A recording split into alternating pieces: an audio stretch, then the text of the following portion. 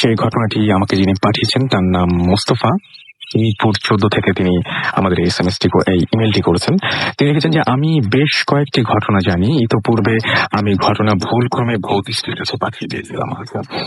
আমি ২ তারিখ বাংলাদেশ ছেড়ে ইউএন মিশনে যাচ্ছি বলে আপনাদের কাছে আসা সম্ভব না। আমার মোবাইল নাম্বার, তারপরে সেটা সবার আমাকে জানার দরকার নেই। যাই হোক, তিনি বলছেন যে ঘটনায় আসা যাক। ঘটনাটি আমার হাউস টিচারের কাছে শোনা। আমাদের বাড়ি বাগেরহাট সদরে অবস্থিত, আর আমার হাউস টিচারের বাড়ি ছিল বাগেরহাটের অন্তর্গত হেদায়েতপুর নামে একটি গ্রামে। ঘটনাটি সেখানকার। তাদের গ্রামে একজন ডাক্তার ছিল। তিনি অত্র গ্রাম সহ আশেপাশের কয়েকটি গ্রামে রোগী দেখতেন। তার যথেষ্ট নামডাক ও ডাক্তার হিসেবে যথেষ্ট সুনাম ছিল। তিনি রাত বিরাতে গ্রামে গ্রামে রোগী দেখতেন। ডাক্তারের একজন বৃদ্ধ মা ছিল। একদিন খুবই বৃষ্টি ও বিদ্যুৎ চমকাচ্ছিল। রাত তখন ১১টা কি ১১:৩০ হবে। ডাক্তারের দরজায় কে যেন কড়া নাড়িয়ে ডাক্তারকে ডাকছে। ডাক্তার দরজা খুলে দেখলো অপরিচিত একজন লোক। তার শরীর ভেজা। ডাক্তার তাকে জিজ্ঞেস করলো, কি ব্যাপার, আপনি কে? লোকটি বলল, আমার বাড়ি অমুক গ্রামে। ওই ইউনিয়নের একটি গ্রামের নাম বলল। আমার মা খুবই অসুস্থ। আপনি যদি দয়া করে আমার সাথে যান তবে হয়তোবা আমার মা বেঁচে যাবে। ডাক্তার যেতে রাজি হয়। ইতিমধ্যে ডাক্তারের মা শোয়া থেকে উঠে আসে। তিনি লোকটিকে বললেন যে, এই ঝড় বৃষ্টির ভেতর আমার ছেলে কিভাবে যাবে? অতঃপর লোকটি অনেক বিনয় করে ডাক্তারকে রিকোয়েস্ট করলে ডাক্তার রাজি হয়ে যান এবং মা ছেলেকে তিনি যেতে রাজি হন। এবং ডাক্তারের মা লোকটিকে বলে, আচ্ছা, এখানে একটা ভুল করলাম, যে অতঃপর লোকটি অনেক বিনয় করলে ডাক্তারের মা ছেলেকে যেতে রাজি হন এবং ডাক্তারের মা লোকটিকে বলে, বাবা, আমার ছেলেটিকে তুমি আবার আমার কাছে পৌঁছে দিয়ে যাবে, কথা দাও। লোকটি ডাক্তারের মাকে কথা দেয় তিনি তার ছেলেকে তারা পৌঁছে দেবে, এটা বলেন। এরপর ডাক্তার একটি ছাতা নিয়ে লোকটির সাথে বের হন। কিছু দূর যাওয়ার পর লোকটি ডাক্তারকে বলে যে, সামনের ঘাটে নৌকা আছে, আমরা নৌকায় যাব, কারণ এই বৃষ্টির মধ্যে এত দূর হেঁটে যাওয়া খুবই কষ্টকর। লোকটি ডাক্তারকে নিয়ে নৌকার ঘাটে যায়। ডাক্তার দেখতে পায় যে ওপরে ছাউনি দেওয়া নৌকা ঘাটে বাঁধা এবং একজন মাঝি আছে সেখানে। লোকটি ডাক্তারকে নৌকার ভেতরে গিয়ে বসতে বলে। ডাক্তার বৃষ্টি থাকায় নৌকার ভেতরে গিয়ে বসে এবং ওই লোকটিও ডাক্তারের সাথে নৌকার ভেতরে গিয়ে বসে। নৌকা চলতে শুরু করে। কিছু দূর যাওয়ার পর ডাক্তার দেখতে পাইছে নৌকার মাঝি দুজন, একজন পিছনে যাকে ডাক্তার প্রথমেই দেখেছে এবং একজন সামনে বসে দাঁড় টানছে। ডাক্তার চিন্তা করে হয়তো আগেই ছিল, সে দেখতে পায়নি। এভাবে কিছু দূর যাওয়ার পর ডাক্তার অনুভব করলো যে নৌকা আর নদীতে না, এই নৌকাটি চলছে শুকনো ক্ষেতের ভেতর দিয়ে এবং ৫-৭ জন লোক নৌকা টেনে নিয়ে যাচ্ছে।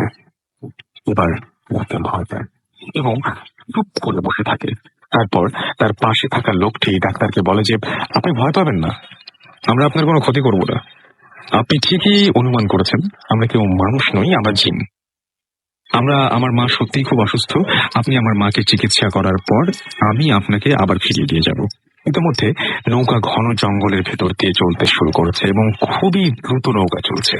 লোকটি ডাক্তারকে বলল, আমার পিতা আপনাকে অনেক কিছু লোভ দেখাবে, আপনি হাতে ধরে কোনো জিনিস বা সম্পদ নেবেন না। তিনি নিজ হাতে যাই আপনাকে দিক না কেন, আপনি শুধুই ওই জিনিসটা নেবেন, হবে না। ইতিমধ্যে লোকটি একটি বিশাল অট্টালিকার সামনে এসে পড়ে। লোকটি তার ডাক্তারকে নামতে বলল। ডাক্তার খুবই ভয়ে নামলো। লোকটি ডাক্তারকে অট্টালিকার ভেতর নিয়ে গেল। ডাক্তার ভেতরে গিয়ে দেখলো বিশাল একটি রুমে একটি সুন্দর খাটে একজন মহিলা চাদর গায়ে দিয়ে শুয়ে আছে। তার পাশে অনেক সুন্দর মহিলা ও লোকজন। ডাক্তার চিকিৎসা করলেন এবং লোকটিকে ডাক্তারকে তার পিতার কাছে নিয়ে গেলেন। সেখানে ডাক্তারকে খুবই আপ্যায়ন করা হলো।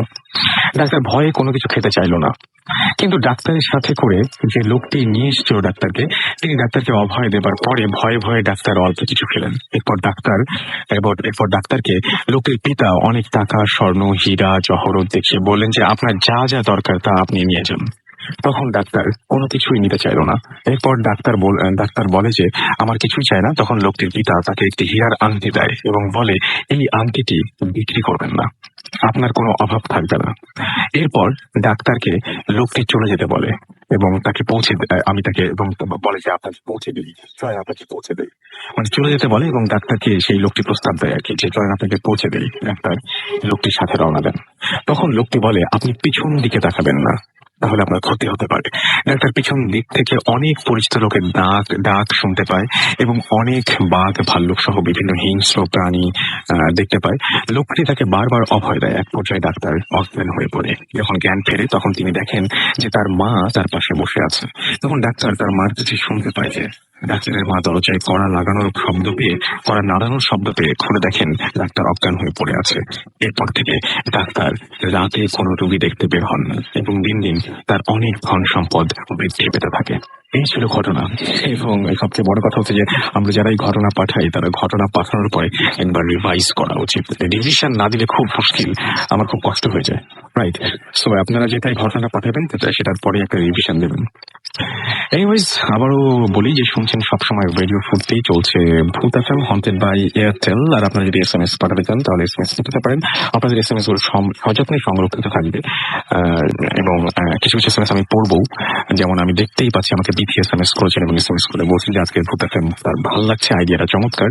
আমি দেখতে পাচ্ছি লুনা আমাকে SMS করেছেন এবং লুনা বলেছেন যে আজকেও গেস্ট নাই, না আছে গেস্ট নেই, তবে আগামী সপ্তাহ থেকে থাকবে। আমাকে এছাড়াও দেখতে পাচ্ছি সবুজ SMS করেছেন এবং সবুজ SMS করে বলেছেন যে ঘটনা এখন পড়লাম সেটা মারাত্মক। আচ্ছা, পরবর্তীতে আরো কিছু মারাত্মক ঘটনা রয়েছে। আমি দেখতে পাচ্ছি আমাকে সবুর SMS করেছেন এবং তিনি ভূত এফএম আসতে চান। আমি তো বলবোই যে অ্যাড্রেস দেয়াই আছে, ভূত এফএম @radio40.fm, নাম, ঠিকানা এবং ফোন নাম্বার সহ আপনার ঘটনা এখানে পাঠিয়ে দিন। আমি জ্যোৎস্নাকে SMS করতে দেখতে পাচ্ছি এবং জ্যোৎস্না বলছেন যে তিনি ঘটনা পাঠাতে চান। একটু আগে ইমেল অ্যাড্রেস দিলাম। আমাকে দেখতে পাচ্ছি এছাড়াও রবিন SMS করেছেন, তার SMS-টাই এখনো পড়া হয় না। এই মাত্র পড়ে ফেললাম আপনার SMS। যাদের SMS আমি পড়তে পারছি না, আই এম রিয়েলি সরি যে আমি অনেকের SMS মিস করে যাচ্ছি। আমাকে SMS করেছেন সাগর এবং সাগর SMS করে বলছেন তিনিও ভূত এফএম আসতে চান। আমি আপনাকে মানে কি বলে ধন্যবাদ দিব জানি না। মানে যারা ভূত এফএম আসতে চান, এমনকি বাইরে থেকেও আসতে চান, তারা কিন্তু ইচ্ছা করলেই একবার আসার কথা বলি দেখুন না কেন, তারপর দেখুন না কি হয়। এনিওয়েজ, আমরা আবার পরবর্তী ঘটনায় চলে যাব। আরো একবার বলি, শুনছেন সব সময় রেডিও ফুডতেই চলছে ভূত এফএম হন্টেড বাই এয়ারটেল। আর এই মাসে বেশ কিছু ভালো ভালো ঘটনা ঘটেছিল। আমাদের ফেব্রুয়ারি মাসের 18 তারিখে আমাদের এখানে এসেছিলেন জাহিদ হাসান নিয়ন। আমরা তার ঘটনা শুনবো। চলুন শুনে আসি আর একটি ঘটনা। Thanks, Dr. Zaid Hassan Neon again. Thanks to Dr. Bhutan Hassan. I want to say hi to all of my friends and especially my friend Labiba for inspiring me to come here. আমি আমার ঘটনাটা start করতেছি। ঘটনাটা last year 2011 মার্চের লাস্টের দিকে। তার কিছুদিন পর আমার এক্সাম ছিল। সো দ্যাট টাইম আমি এক্সাম নিয়ে অনেক প্রিপারেশন নেওয়ার জন্য প্রায় রাত জেগে পড়াশোনা করতাম। আর এই জন্য আমার রাতে একটু ঘুমাতে দেরি হয়ে যেত। এরকম এক রাতে আমার প্রায় রাত 2টো বেজে গিয়েছিল। আমি বিছানায় গেলাম ঘুমাবার জন্য। আমি বিছানায় যে ঘুমাবো কিন্তু আমার ঘুম আসতেছিল না। আমি আমার এক ফ্রেন্ডকে টেক্সট করতেছিলাম যে মানে ঘুম আসতেছে না, এরকম বলতেছিলাম আর কি। এরকম আমি নর্মালি মশারি ইউজ করি এবং আমি তখন লাইটটা নিয়ে গিয়ে ফেলেছিলাম। এরকম সময় আমি হঠাৎ করে আমার খাটের পাশে তাকাই, মানে আমি দেখি যে কেউ একজন দাঁড়িয়ে আছে সে জায়গায়। আচ্ছা, এখন সেখানে আমি মানে দাঁড়িয়ে থাকা দেখে আমি একটু ভয় পেয়ে গেলাম সাথে সাথে। আর তাছাড়া আমাদের ওদিকে তার কিছুদিন আগে মানে ডাকাতি হয়েছিল একটা বড় ধরনের। আর আমাদের ওদিকে প্রায় এরকম ঘটনা ঘটে। আচ্ছা, তো আমি ফার্স্টে প্যারানর্মাল কিছু চিন্তা করিনি। আমি চিন্তা করলাম এরকম কিছুই একটা হবে, যে চোর বা ডাকাত এরকম কিছু একটা। দেন আমি তারপর ভয় পাচ্ছি যে তাদের কাছে হয়তো কোনো অস্ত্র টস্ত্র থাকতে পারে, আপনার কোনো ক্ষতি হতে পারে। তারপর এরকম 5-6 মিনিট যাওয়ার পর আমি চিন্তা করলাম না, এভাবে আর বেশিক্ষণ থাকা যাবে না, আমি উঠে কিছু একটা করতে হবে এখন। আচ্ছা, আমি যখন আমার মশারিটা খুলে আমি উঠতে যাচ্ছি, দেখতেন মানে সে সময় যে মানে শেপটা ছিল সেটা আমার রুমের দরজার দিকে মানে বলতে গেলে খুব দৌড় দিয়ে চলে গেল আর কি। আর আমিও তাড়াতাড়ি করে আমার রুমের লাইটটা অন করলাম। দেখলাম যে মানে সেখানে কিছুই নেই। আর আমার রুমটা আমার ভিতর দিক দিয়ে আটকানো ছিল। এখানে মানে কেউ বের হতে হলে আমার রুমের দরজাটা খুলতেই হবে, না খুলে কেউ বেরোতে পারবে না। আর আমার রুমের দরজা আটকানো ছিল তখনও। তখন আমি একটু ভয় পেয়ে যাই এবং চিৎকার দিয়ে আমি দরজাটা খুলে আমার প্যারেন্টস রুমে চলে যাই। আচ্ছা। যে আমার প্যারেন্টসদের সব কথা বলি, তারা বিশ্বাস করে না, বলে যে সামনে পরীক্ষা তোমার, এর জন্য হয়তো টেনশন এরকম হচ্ছে তোমার। মানে বেশি চিন্তা হ্যাঁ, করছিল হ্যাঁ, এই হ্যাঁ। কারণে হয়তো বা সেজন্য। পড়াশোনার চাপ ছিল। জি, জি, জি। আচ্ছা। তারপর আমাকে তারা মানে বললো যে তুমি ঘুমিয়ে যাও, সমস্যা নেই, দেখো কিছু হবে না, সূরা টুরা পরে ঘুমিয়ে যাও। আমি তখন বিছানায় গিয়ে শুয়ে পড়লাম এবং ঘুমিয়ে গেলাম। এরপর সেদিন আর রাতে কিছুই ঘটলো না এবং তারপরের দুদিনও কিছু ঘটেনি। আমি তখন সেটা ভুলে যাচ্ছি যে আসলে হয়তো আমি ভুলই ছিলাম, আমি হয়তো টেনশনের কারণে এরকম হয়েছে। তারপর 2 দিন পরে একদিন আমি ডিনার শেষ করে আমি হচ্ছে আমার মানে বেসিনের দিকে ওয়াশরুমে গেছি। এখন বেসিনে যে আমি হাতটা ধোয়া শেষে এখন আমি মানে মুখ ধুচ্ছিলাম আমার। এমন সময় মুখ ধুয়ে আমার মানে বেসিনের সামনে আয়না ছিল। হুম, হুম। ওইখানে আমার চেহারা দেখা যাচ্ছে।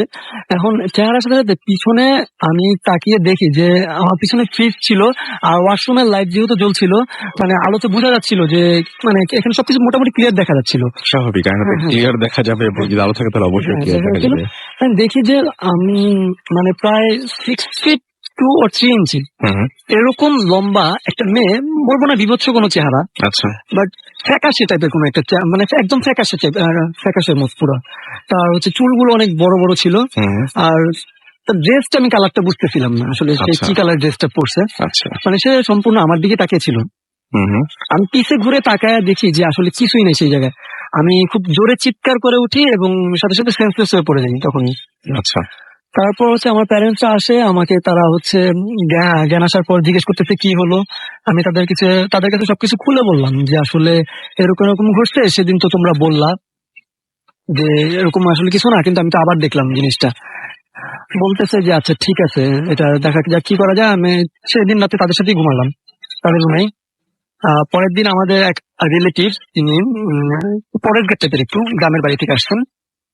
উনি হলো যে উনি এইসব উনি প্যারানরমাল অ্যাক্টিভিটি সম্পর্কে অনেক ওনার ধারণা আছে এবং উনি অনেক এগুলোকে সলভ করছেন আর কি। আচ্ছা। ওনাকে বললো সবকিছু, উনি আমাকে একটা তাবিজ দিল। তাবিজটা আমি পড়ছি।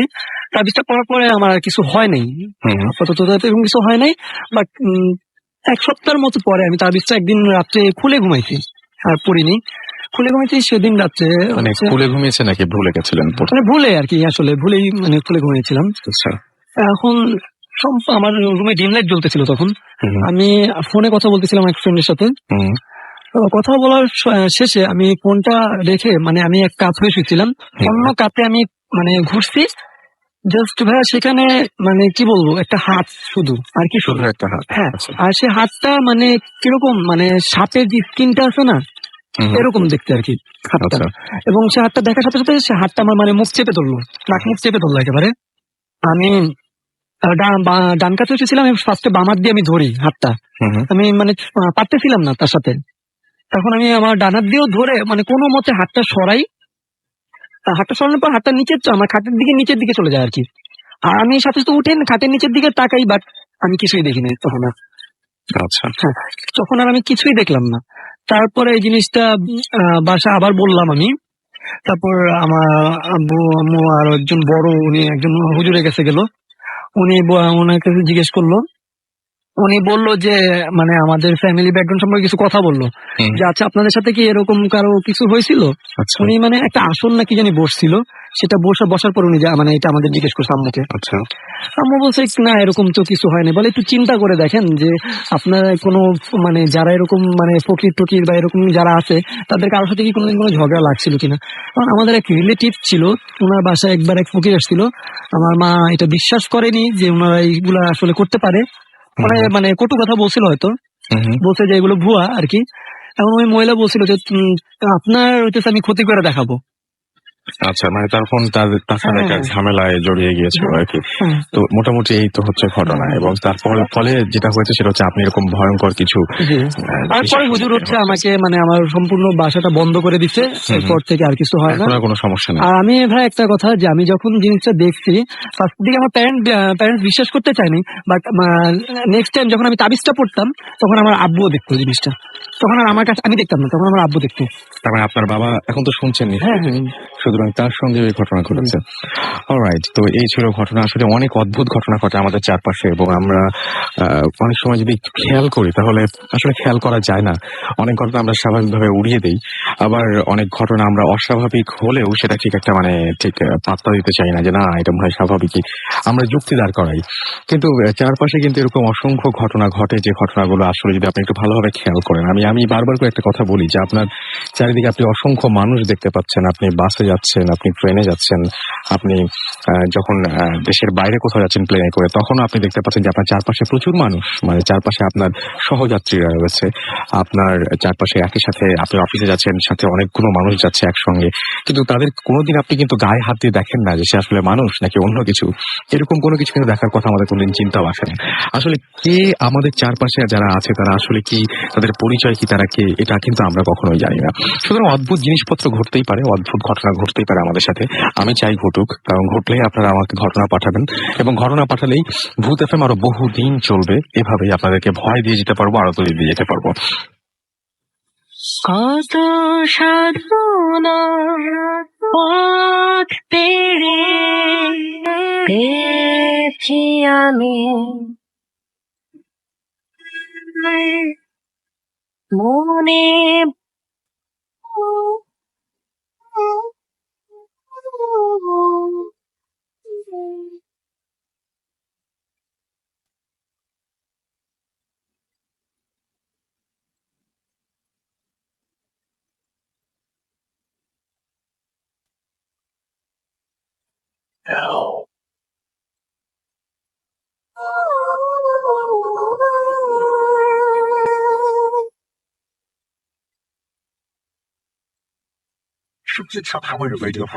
আর চলছে ভূত এফএম হন্টেড বাই এয়ারটেল, সাথে আছে রাসেল এবং সাথে রয়েছে মাসুম।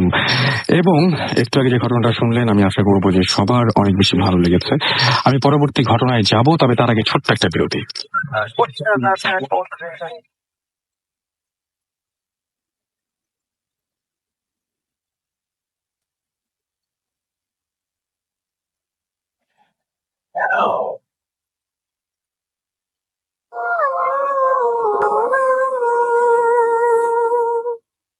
যেমন কথা তেমন কাজ, ফিরে এলাম বিরতির পরে। শুনছেন সবসময় রেডিও ফুটতে চলছে ভূত এফএম হন্টেড বাই এয়ারটেল। যারা এসএমএস করতে চান তারা এয়ারটেল নাম্বার থেকে বা অন্য যে কোনো নাম্বার থেকে লিখে ফেলুন SHOUT শাউট স্পেস আপনার নাম স্পেস আপনার মেসেজ পাঠিয়ে দিন 9840 নাম্বারে। আর যারা ইমেল করতে চান bhutfm@radiofurti.fm, এটা হচ্ছে আমাদের ইমেল অ্যাড্রেস। এই ইমেল অ্যাড্রেসে আপনি চাইলেই আমাদেরকে ইমেল করতে পারেন। চলে যাচ্ছি পরবর্তী ঘটনায়। লিখছেন আরাফাত হাসান, এবং আমার পক্ষে ভূত এফএমে আসা সম্ভব নয়। আমি চাই আমার ঘটনাটি পড়ে শোনানো হোক। আমার নানা পাকিস্তান আমলের একজন ক্রীড়াবিদ ছিলেন, সাথে সাথে বোতলে জিন বন্দির দক্ষতা থাকার কারণে তাকে গ্রামের লোকজন ফকির নামে চিনত। এই কাজটি অত্যন্ত ঝুঁকিপূর্ণ। জিন যদি কোনোভাবে ছাড়া পেয়ে যায় তাহলে আমাদের সমূহ ক্ষতি হওয়ার সম্ভাবনা থাকে, কিন্তু নানা সচেতন থাকার কারণে সেই ধরনের কোনো ঘটনা ঘটেনি। নানা বলেছিলেন তিনি খুব অল্প সংখ্যক জিনকেই বোতলে পুড়েছেন। এটি একটি সাধনার মতো, এবং সাধারণত সূরা পড়ার মাধ্যমে করা হয়। বলা হয়ে থাকে এই পদ্ধতিতে শুধু বদ জিনরাই কাবু হয়ে যায়, এবং অকারণে কারো ওপর চড়াও হয় কিংবা মেয়েদের ওপর ভর করে, সেই সমস্ত জিনদেরকে আর কি বধ করা যায়। প্রত্যেক জিনই বোতলে বন্দির পর ছেড়ে দেবার জন্য আকুতি মিনতি করতে থাকে। নানা সবাইকে তওবা করিয়ে ছেড়ে দিত। তবুও নানা গ্রামে গেলে খুব সতর্ক থাকতে বলতেন। বলা বাহুল্য, যা কিছু কথা উল্লেখ করা যেতে পারে, যেমন পুকুরে একা একা গোসল করা যাবে না, সন্ধ্যার পরে চুন চুল এই জাতীয় শব্দ উচ্চারণ করা যাবে না, রাতের বেলায় মাছ মিষ্টি খেয়ে সুপারি চাবানো যাবে না, গভীর রাতে কেউ ডাকলে তাকানো যাবে না, সে ডাক যদি 3 বার হয় তাহলেই তাকানোর হুকুম আছে। নানার গলার স্বরে কেউ ডাকলেই তার মিষ্টি কথায় না ভুলে তার ছায়া এবং পায়ের পাতা দেখে নিশ্চিত হয়ে তারপরে বুঝতে হবে যে সে মানুষ কিনা। নানি ভয়ে সন্ধ্যার পরে বের হতো খুব কম, আমাদেরকেও দিত না। আমরা ছোট মানুষ ভয় থেকেও রাতের আধারে গানের কলি খেলার ঝোঁকটাই বেশি ছিল। একবার নানা একটি সাপরূপী জিনকে বোতলে পুড়ে ফেলে, কিন্তু নানি রাতের আধারে সেটিকে কেরোসিনের বোতল মনে করে মুখ খুলে ফেলেন এবং বিকট গন্ধে অপ্রস্তুত হয়ে নানাকে ডাকতে থাকেন। নানা দোয়া দুরুদ পড়ে জিনটাকে বোতলে ভরার আগেই সেটি পগার পার হয়ে যায়। বিপদ আসন্ন বুঝতে পেরে নানা ঘর বেঁধে দেন এবং খুব সতর্কতা অবলম্বন করতে থাকেন। কিন্তু শেষ রক্ষা হওয়ার আগেই বড় মামা সাপের কামড় খান। তার পুরো শরীর নীলাভ হয়ে যায়। সারা রাত চেষ্টা করেও যে কোনো কবিরাজ বিষ নামাতে পারছিল না। সোনার ঢোলক ব্যবহার করে সাপে কামড়ানো রোগীকে বাঁচানো যায় বলে গ্রাম দেশে প্রবাদ আছে। নানা সেই চেষ্টাও করেছিলেন, কিন্তু তাতেও ফল হয়নি। তারপর একদিন মামার জ্ঞান ফিরল। তার নীলাভ বর্ণ তখন আর নেই। আচমকা সুস্থ হওয়ার ঘটনায় পুরো গ্রামবাসী অবাক। নানাও স্বস্তির নিঃশ্বাস ছাড়লেন। কিছুদিন পর নানা স্বপ্নে দেখলেন কেউ একজন তাকে বলছে, এটা নমুনা হবে, এভাবে গোটা পরিবার শেষ হয়ে যাবে। নানা বাড়ি বাঁধলেন। ইমাম সাহেবকে কয়েকদিন বাড়িতে রাখলেন। ইমাম সাহেবের বেশ কিছু ভালো জিন ছিল, তারা নাকি নানাকে পাহারা দিত। এভাবেই দিন যাচ্ছিল। আমাদের আর কোনো সমস্যা হয়েছে বলে শোনা যায়নি। নানা গত হলেন, অর্থাৎ মারা গেলেন। তার নির্দেশ অনুযায়ী সব ঠিকঠাক ভাবেই চলছিল। নানা না চলার কোনো কারণ তো ছিল না। হুকুমের বাইরে এক পা এগুলেই যে কোনো বিপদ প্রাণকে নিয়ে যাবে না, এই নিশ্চয়তা কে দিতে পারতো। এরপর ক্ষুদ্র ক্ষুদ্র কিছু ঘটনা ঘটে। একদিন মাঝরাতে বড় মামার ঘুম ভেঙে যায়। তিনি তার লেপের ওপর একটি মোটা সাপ আবিষ্কার করেন। খুব জোরে জোরে চেঁচান তিনি। সবাই এসে সাপটাকে মেরে ফেলে। সাপটি ফনা তোলা ছাড়া কাউকে ছোবল মারার বদসাহস দেখায়নি। ছোটবেলায় আমি একদিন পুকুরে গোসল করার সময় পাশের লেবু গাছে একটা সাপ দেখি। পুকুরে আমি একাই নেমেছিলাম। সে সাপটা তখন আর ছিল না। আমি চিৎকার করলাম। সাপটির দিকে তাকিয়ে সবাই আসার আগে সাপ কোথায় যেন উধাও হয়ে গেল। ভয়ের কথা হচ্ছে, সাপটির দিকেই আমি সবসময় তাকিয়েছিলাম। সেদিকে আমি কোথাও যেতে দেখিনি, সেটা অদৃশ্য হয়ে গিয়েছিল। তো এই ছিল ঘটনা, এবং আশা করছি যে এই ঘটনাটা আপনাদের অনেক বেশি ভালো লেগেছে। আমরা পরবর্তী ঘটনায় যাব। তার আগে বলি যে শুনছেন সবসময় রেডিও ফুর্তি, চলছে ভূত FM হন্টেড বাই এয়ারটেল। আবার 18 তারিখের ঘটনায় যাব, এবং 18 তারিখের ঘটনায় কিন্তু সুমন ভাই এসেছিলেন, ভৌতিস্টের সুমন ভাই এসেছিলেন, এবং তিনি তার একটা ঘটনা শেয়ার করেন। আমরা জানি যে অনেকেই রিকোয়েস্ট করেন ভৌতিস্টকে রেগুলার আনতে, সম্ভব হয় না। অনেকে বলেছেন যে হ্যাঁ, আগের ঘটনাগুলো শোনা যেতে পারে। সো সেরকমই ভৌতিস্টের একটা ঘটনা আমরা এবার শুনবো। চলুন শুনে আসি ঘটনাটি। রাসেল কি খবর? হ্যালো। Anyways, যা বলছিলাম আর কি, আপনারা শুনছেন ভূত FM। আজকে অ্যাকচুয়ালি কোনো স্টোরি নেই আমাদের। আমরা অ্যাকচুয়ালি লাস্ট কয়েকদিন ধরে খুব ওই ভৌতিস্টের কাজ নিয়ে প্রচন্ড বিজি, বিকজ একটা ঘোষণা দিয়েছি সিরিয়াসলি যে 26শে মার্চ দেশ টিভিতে হোপফুলি ভৌতিস্ট অন এয়ার হচ্ছে। সো এটা নিয়ে আমরা অ্যাকচুয়ালি এই মুহূর্তে অনেক বিজি আছি। এবং আপনারা যারা অনেকেই জানেন না তাদের বলি, সেটা হচ্ছে যে আমাদের ভৌতিস্টের শুট হওয়ার পরে আমাদের প্রায় 2 টেরাবাইটের একটা হার্ড ড্রাইভ পুরোপুরি ক্র্যাশ করে, সেটা পড়েই যায় হার্ড ড্রাইভটা। ওখান থেকে ডেটা কিছু রিকভার করা গেছে, but most of the data নাই। সো যে কারণে আমাদের অনেক কিছু আবার নতুন করে শুট করতে হয়েছে নাটকগুলো। বাট রিয়েলিটি টিভি শোর যে পার্টটা, ইনভেস্টিগেশনটা তো নতুন করে শুট করা যায় না। সো ডেফিনেটলি আমাদের নতুন কেস নিতে হয়েছে just to fill up the blanks আমাদের অনুষ্ঠানের জন্য। যে কারণে অনেক দেরি হলো। সো বাট হোপফুলি এবার আসলেও ভৌতিস্ট আসছে এই মার্চ মাসেই ইনশাল্লাহ। এখন অ্যাকচুয়ালি নতুন স্টোরির তেমন কিছু নেই, বাট আমরা সামনে একটা ইনভেস্টিগেশনে যাচ্ছি, সেটা নিয়ে একটা কথা বলতে পারি। সেটা হচ্ছে যে ফার্স্ট অফ অল আমার তো অনেকেই জানে আমার এভরি মান্থেই অলমোস্ট আমার ডক্টরের কাছে যেতে হয় সিঙ্গাপুরে। সো আমার সামনে একটা সিঙ্গাপুরের ডক্টরের একটা ডেট ছিল, ফিক্স করা ছিল যে এই সময় যেতে হবে।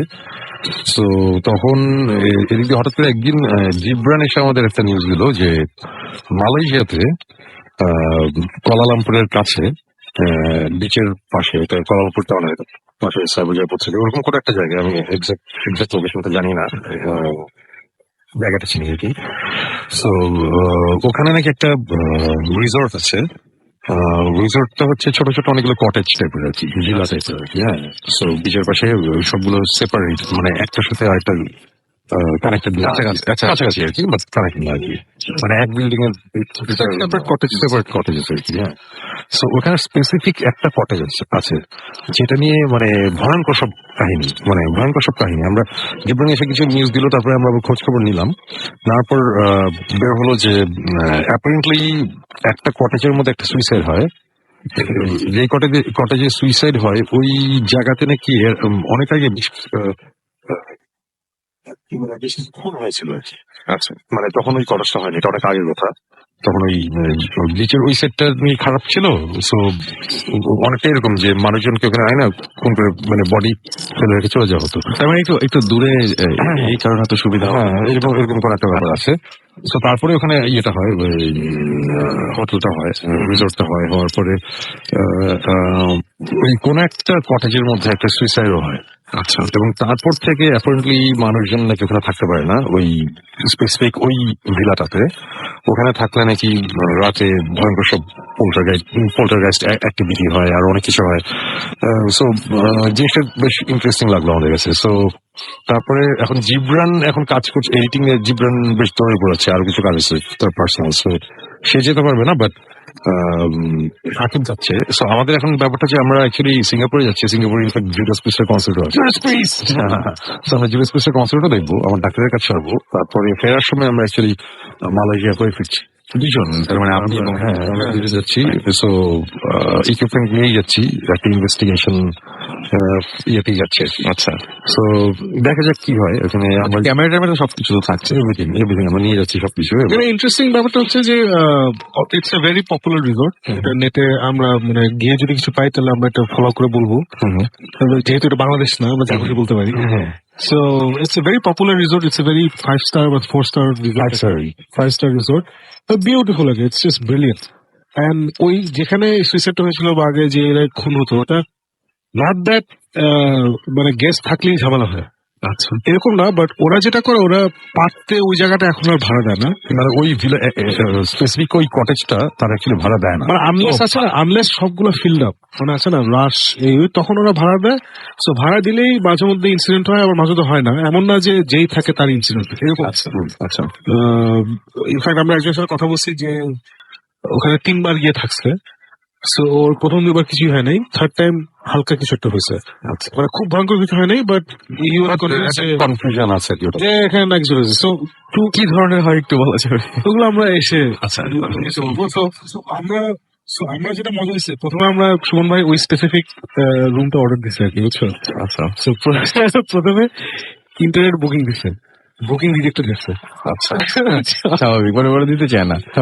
মানে রিজেক্টেড মানে ওরা বলছে যে আমরা অন্য একটা কটেজ দিচ্ছি, বাট ওইটা খালি নেই, ওইটা খালি নেই, এটা বলছে। তারপরে সুমন ভাই ফোন দিচ্ছে, ফোন দিয়ে বলছে যে দেখো আমরা তো এটা তোমার চার্টে দেখাচ্ছে এমটি, তুমি দিচ্ছ না কেন? না স্যার আমাদের তো অন্য অনেকগুলো আছে, আপনি আরো হোটেলের কাছে বেটার লোকেশন। সবাই বলছে না না আমি ওইখানেই থাকবো। তখন ওরা খুব ইতস্তত করতেছে, বুঝছো, যে এখানেই থাকবেন, হ্যাঁ কোনো অসুবিধা নেই, এখানে থাকতে পারেন, বাট আমাদের আরো বেটার লোকেশন আছে, এখন তো খালি, why don't you say the same rate. অনেক বোঝানোর চেষ্টা করলো, সময় হয়তো নড়বেই না। এটা অনেক ফানি লাগছে আমাদের কাছে। এবং আমাদের এই কথা বলছে যে এর চেয়ে বেটার রুম যেটা মানে প্রেসিডেন্সিয়াল সুইট টাইপের একটা আছে আর কি, সেটা বলছে যে ওইটা আমরা আপনাদের এই রেটিং দিয়ে দিচ্ছি, আপনি ওটাতে থাকেন। শেষে আমার বলতেছে যে না আমার এক ফ্রেন্ড হানিমুনে আসছিল এবং স্পেসিফিক এই কটেজটাতে ছিল, ওরা খুব এনজয় করছে, বলছে খুব সুন্দর, আমরা এখানেই থাকবো। আচ্ছা, সেইগুলো বলে টেলে শেষে জিনিসটা আমরা হ্যান্ডেল করছি আর কি। আচ্ছা, প্রথমে দিতে চাই না, তো ওই দিতে চাই নাই যখন, তখন অ্যাকচুয়ালি আমাদের ইন্টারেস্ট আরো বাড়ছে যে আচ্ছা ঠিক আছে, তার মানে ব্যাপারটা মোস্ট প্রবাবলি একটা ব্যাপার একটা কিছু আছে। সো যে কারণে এখন যাচ্ছি, দেখা যাক। আমরা ইনফ্যাক্ট আমাদের ইনভেস্টিগেশন হচ্ছে গিয়ে 23 তারিখ, 22 তারিখ আমরা অ্যাকচুয়ালি মালয়েশিয়া যাচ্ছি, 23 তারিখ আমাদের ইনভেস্টিগেশন। আচ্ছা, সো 23 তারিখের পরে যেই ভূত এফএম হবে, ওই সময় যদি আমরা থাকি ঢাকায়, তাহলে আমরা হোপফুলি আমরা এটা ফাইন। কোনো যদি কোনো ঘটনা ঘটে, ইউজুয়ালি তো মোস্ট অফ দ্য প্লেসেস যাই কিছু হয় না, বাট যদি কিছু ঘটে ডেফিনেটলি ওটা নিয়ে টাইপ করে আমরা কথা বলবো। সেটা তো আপনার যদি আবার তৈরি করতে হয় মানে ভৌত স্টের জন্য, তাহলে তো আবার মনে হয় ওখানে যেতে হবে। বা আমরা অ্যাকচুয়ালি এইবারই আমরা সব ইকুইপমেন্ট নিয়ে যাচ্ছি, এভাবেই যাচ্ছি আমরা। আমাদের যে ইনভেস্টিগেশন পার্টটা, ওখানে তো আমাদের জাস্ট ইকুইপমেন্ট গুলো লাগে, তার আমাদের ডিরেক্টর লাগে না, আর্টিস্ট তো লাগে না, no lights no crew nothing, it's just 2 cameras, একদম সত্যি সত্যি যা মানে।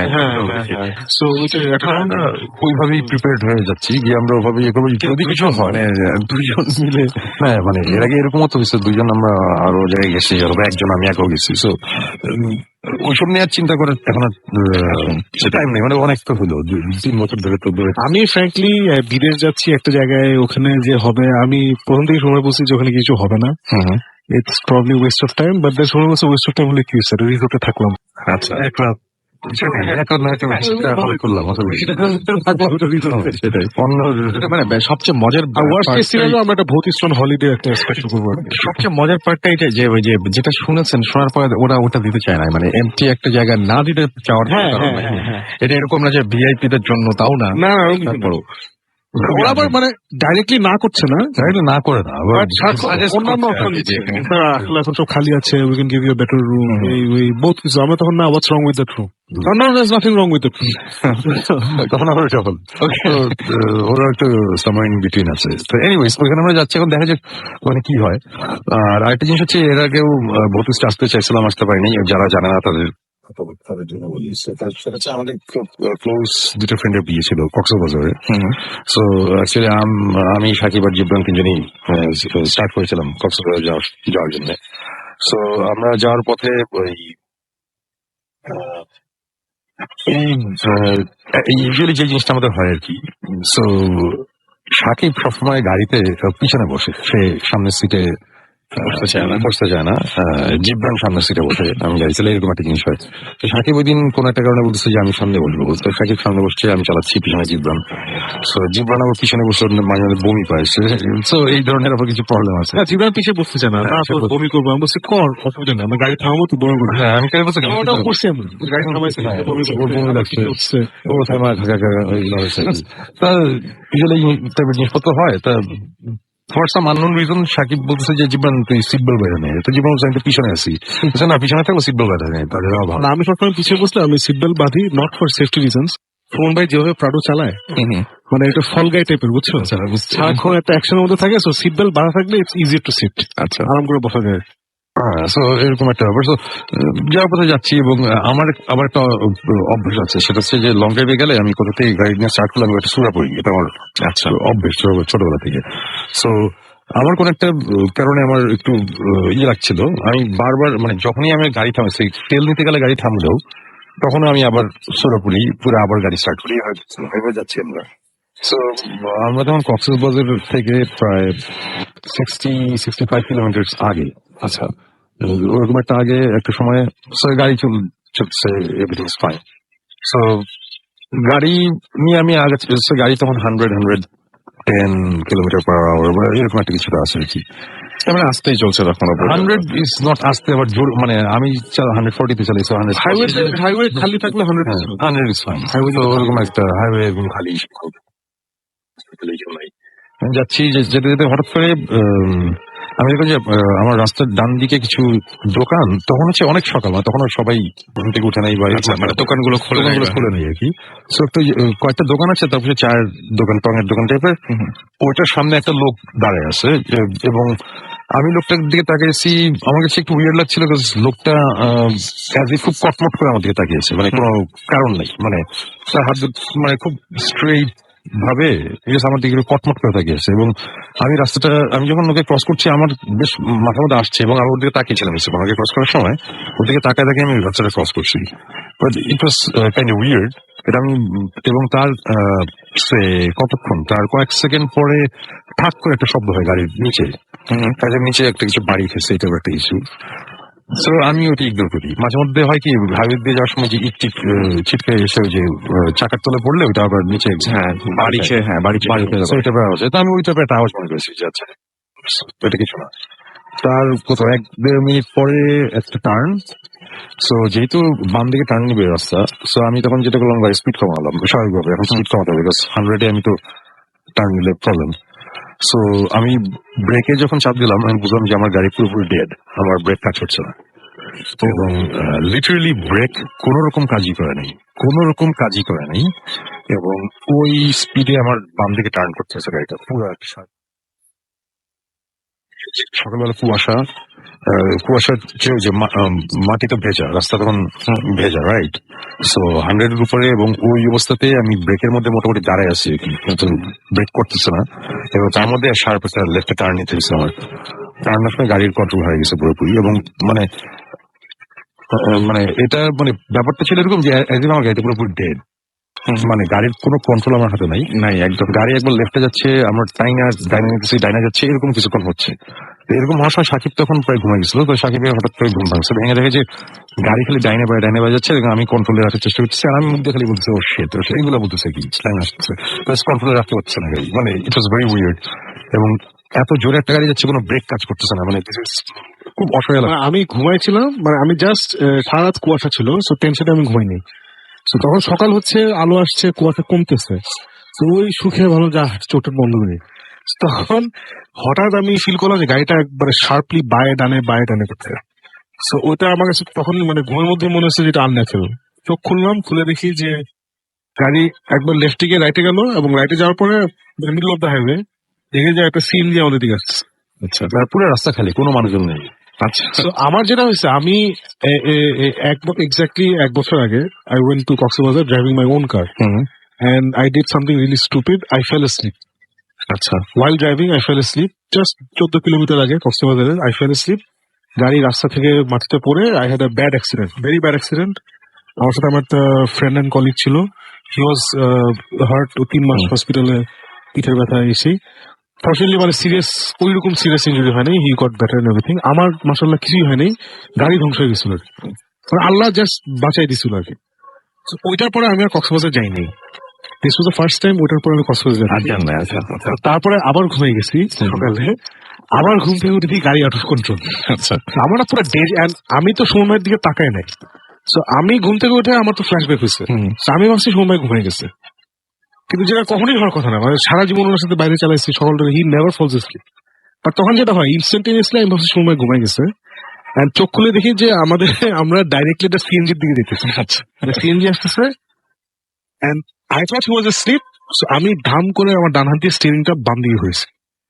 সুমন ভাই স্টিয়ারিং ধরে আছে, কিন্তু বাম দিকে টান দিছি তো সুমন ভাই ঘুরেছে। সো দুজন টান দিছি তো গাড়িটা বামে গেছে, এন্ড উই সোয়ার্ভ, আর সিএনজিটার সাথে বাড়ি খাই নিয়ে আর কি। মানে গাড়িটার ব্যাপারটা হচ্ছে স্টিয়ারিং এরকম শক্ত টাইপের একটা ব্যাপার হয়ে গেছিল, তখন স্টিয়ারিং ঠিক মতো ঘুরতেছে না, আমাদের কন্ট্রোলেই নেই। হ্যাঁ, স্টিয়ারিং আমরা বাম দিকে দিলে ওটা ডান দিকে চলে যাচ্ছে, এটা হচ্ছে আর কি। তো তখন সাকিব যখন টান দিচ্ছে, আমিও তো ঘোরানোর চেষ্টা করতেছি, আমার তো ঘুরতেছে না।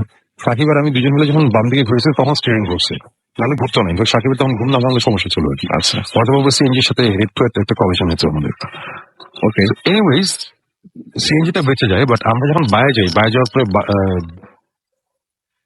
একটা গাছ থাকে বাম দিকে, গাছের মধ্যে আমরা বাড়ি খাই। আচ্ছা, গাছের মধ্যে গাড়িটা সিভিয়ারলি বাড়ি খায়। বাড়ি খাওয়ার পরে আমাদের গাড়িটা জাম্প করে, জাম্প করে 180 ডিগ্রি ঘুরে তারপরে আবার রাস্তার বাইরে পড়ে যেতে থাকে। যখন পড়ে যেতে থাকে তখন আরেকটা গাছ থেকে, গাছের মধ্যে গিয়ে আবার বাড়ি খায়। দুটা গাছ আর কি। সো তারপরে গাড়ি যখন থামার পর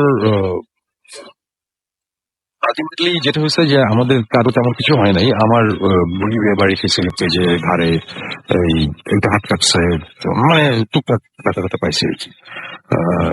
সাকিবেরও তেমন কিছু হয় না, আঙ্গুলে একটু ছিলছে, আর জিব্বানের কিছুই হয় নাই। আমরা বেঁচে গেছি, বাট গাড়ি পুরোপুরি ধ্বংস। মানে হ্যাঁ, আমার প্রাডো, এবং এটা এই দুঃখে আমি এই কয়েকদিন আছি, আমার গাড়ি নেই এখন।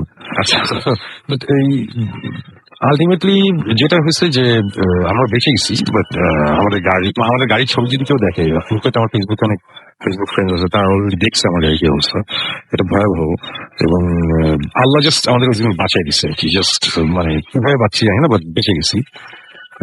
এবং সেম 1 বছর আগে সাকিবের সেম একটা জিনিস হলো। এটা খুব অবাক লাগছে।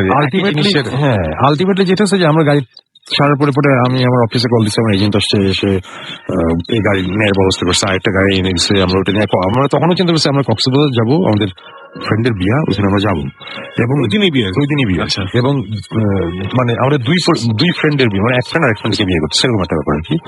যেই ছেলেটার বিয়ে হচ্ছে, এই ছেলেটা 1 বছর আগে সাকিবের সাথে গাড়িতে ছিল, যেখানে আমি তো সবই বুঝতে জানো, তারপর আমি দর্শকদের জন্য বলছি। এবং আমরা তারপর একটা গাড়িতে উঠি, আর একটা গাড়ি আসে, আমার এজেন্ট একটা গাড়ি নিয়ে আসে অফিসে। ওই গাড়িতে করে আমরা কক্সবাজারের দিকে স্টার্ট করি। কিছুক্ষণ পর যাওয়ার পরে গাড়ির টায়ার পাংচার হয়ে যায়। মানে ব্যাড লাকের একটা লিমিট থাকে এর আগে আবার আমাদের অফিসে সবাই বাসে করে আসছিল। So আমরা ঢাকা থেকে একসাথে রওনা দিচ্ছিলাম, আমরা আমাদের সময় যাইতে, আর বাসে এভরিবডি সেদিকে নেভিল টেবিল সবাই। তো মজার ব্যাপার হচ্ছে যে গাড়ি যখন যেখানে অ্যাক্সিডেন্ট করছে ওখানে বাস এসে থামছে, আমি তো ফোনে জানাইছি ওটাকে। তোরা এসে আমাদেরকে বলছে যে তোরা বাসে চলে আয়। আমরা তখন না, আমাদের গাড়ি আসতেছে, আমাদের গাড়ি আসতেছে, আমরা গাড়ি আসতেছে, বাস আর একটা গাড়ি আনানো হচ্ছে।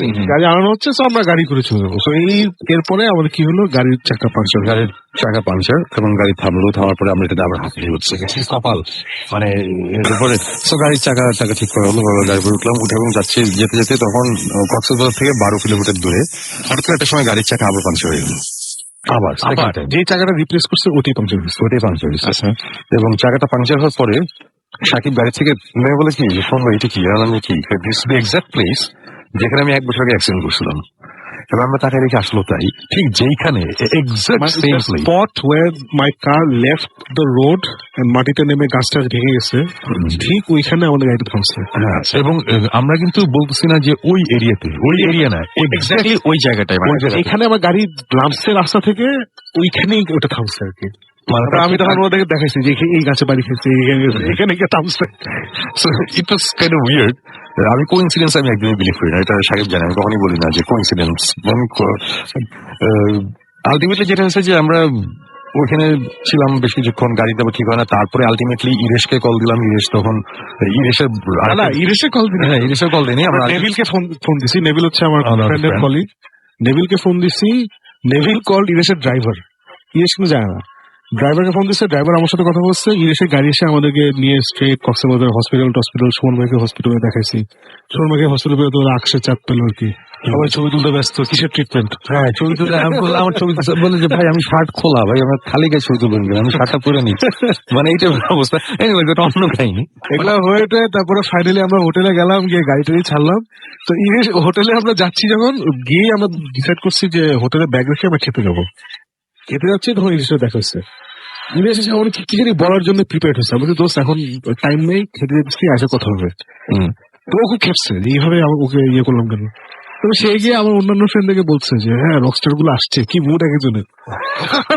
ওরা বলে তুই হ্যাঁ ওরা তো একটু ইয়ে হবে, তো অ্যাক্সিডেন্ট হচ্ছে। মানে কি বেসিক্যালি আমরা ইরেশের গাড়িটারে ইউজ করছি, ড্রাইভার ইউজ করছি, কিন্তু ইরেশ জানে না যে আমাদের অ্যাক্সিডেন্ট হচ্ছে। আচ্ছা দেন ফাউন্ড আউট। মানে একই জায়গায় একই ঘটনা দুইবার, মানে এই ব্যাপারটা ওই জায়গাটা নাকি খারাপ। এখন আমাদের এই ঘটনা বলার পিছনে কারণ হচ্ছে আমরা তখন যেটা হয় আর কি, যে আমরা নামার পর তো অনেকক্ষণ এখানে ছিলাম, আশেপাশের লোকজন জড়ো হয়ে গেছে, তখন তাদের জিজ্ঞেস করলাম। একজন এসে বললো কি যে এই 5-7 দিন আগে একটা নোয়া গাড়ি অ্যাক্সিডেন্ট করছে এখানে এবং ড্রাইভারটা মারা গেছে। তখন আমি বললাম যে এখানে কি অ্যাক্সিডেন্ট হয় নাকি? তারপর দেখলাম যে এই জায়গাটাতে নাকি বেশ কিছু ঢাকা কক্সবাজারের রুটে যে অ্যাক্সিডেন্ট গুলো হয় এই জায়গাটাতে নাকি বেশি হয়। আচ্ছা, মানে অনেক বেশি হয়। সো এটা আমার কাছে একটু ইন্টারেস্টিং লেগেছে যে আমি অ্যাকচুয়ালি পার্সোনালি আমি নিজের কথাই নিজে বলতেছি, বাট আমার ধারণা I M a very good driver. আমি খুব ভালো গাড়ি চালাই এবং আমি হাইওয়েতে আল্লাহর মধ্যে বেশ এক্সপার্ট। আমি ইভেন এটাও জানি কোন হাইওয়েতে ট্রাকের স্পিড কত, বাসের স্পিড কত, এক এক হাইওয়েতে স্পিড এক এক রকম, এটা আমার মুখস্থ। সো আমি অনেক কষ্টে গাড়িটা কন্ট্রোল করার চেষ্টা করছি, গাড়ি কন্ট্রোলে আসে নাই। আমার কাছে জিনিসটা অনেক ইনসাল্টিং মনে লাগছে আর কি, যে কি ব্যাপার আমি গাড়িটা কন্ট্রোল রাখতে পারলাম না এরকম। I remember the brakes because Sunmay বলছে মানে accident পরে like what happened? Sunmay was a brake failed, and I remember brake failed because আমার মানে Sunmay তো ব্রেক রূপে দাঁড়ায় আছে, চাপ দিয়ে দাঁড়ায় আছে ব্রেক রূপে। সো কে করে আওয়াজ শোনার কথা। আমি নিজে যখন গাড়ি অ্যাক্সিডেন্ট করছিলাম আমি ব্রেক রূপে দাঁড়ায় গেছিলাম। সো আমি সারাক্ষণ একটা স্ক্রিচ শুনছি, ক্যাচ মাটির উপর দিয়ে স্ক্রিচ করতেছে, মানে টায়ারের আওয়াজ ফাটায় শুনছি আমি। এখানে আমার ঘুম ভাঙছে নট বাই নয়েজ, ঘুম ভাঙছে বিকজ গাড়িটা এমনি এমনি করতেছিল আর খুব ফাস্ট এমনি মানে ডান দিকে বাম দিকে করছিল খুব ফাস্ট। এর জন্য ওই ডান দিক বাম দিক করলে একটা ফ্রিকশনের আওয়াজ হবে, ক্যাচ কুচ, হালকা একটা ক্যাচ কুচ হয়, যে নতুন জুতা পরে ফ্লোরের একটা আওয়াজ হয় না, ওইরকম একটা আওয়াজ। ব্রেকের কোনো মানে গাড়িটা যে চাকারে ব্রেক হচ্ছে, চাকা লক হবে, ব্রেকের একটা স্ক্রিচ হবে, পুরো রাস্তায় কোনো নয়েজ নাই। মানে হার্ড ব্রেক গুলো তো একটা এখন এবিএস সিস্টেমের জন্য ওইভাবে স্কিড করে না, স্কিড না করলেও তো একটা ব্রেকের একটা তো দাগ অবশ্যই কিছু একটা থাকবে, কিচ্ছু নাই, মানে ব্রেক ধরেই নেই, মানে ব্রেক ব্রেক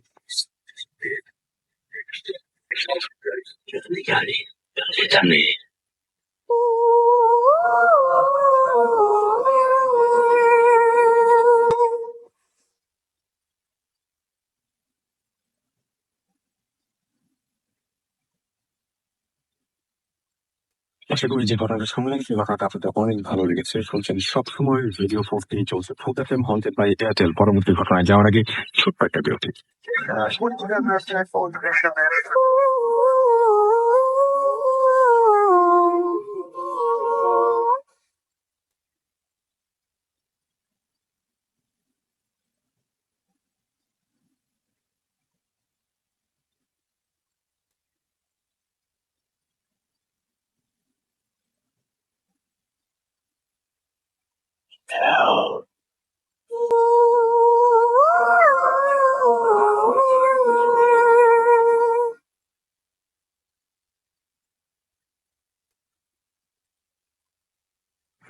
রাইট, বিরতির পরে আবারও ফিরে এলাম আমি রাসেল। শুনছেন সবসময় রেডিও 4 চলছে ভূত এফএম হন্টেড বাই এয়ারটেল। চলে যাবো ঘটনায়।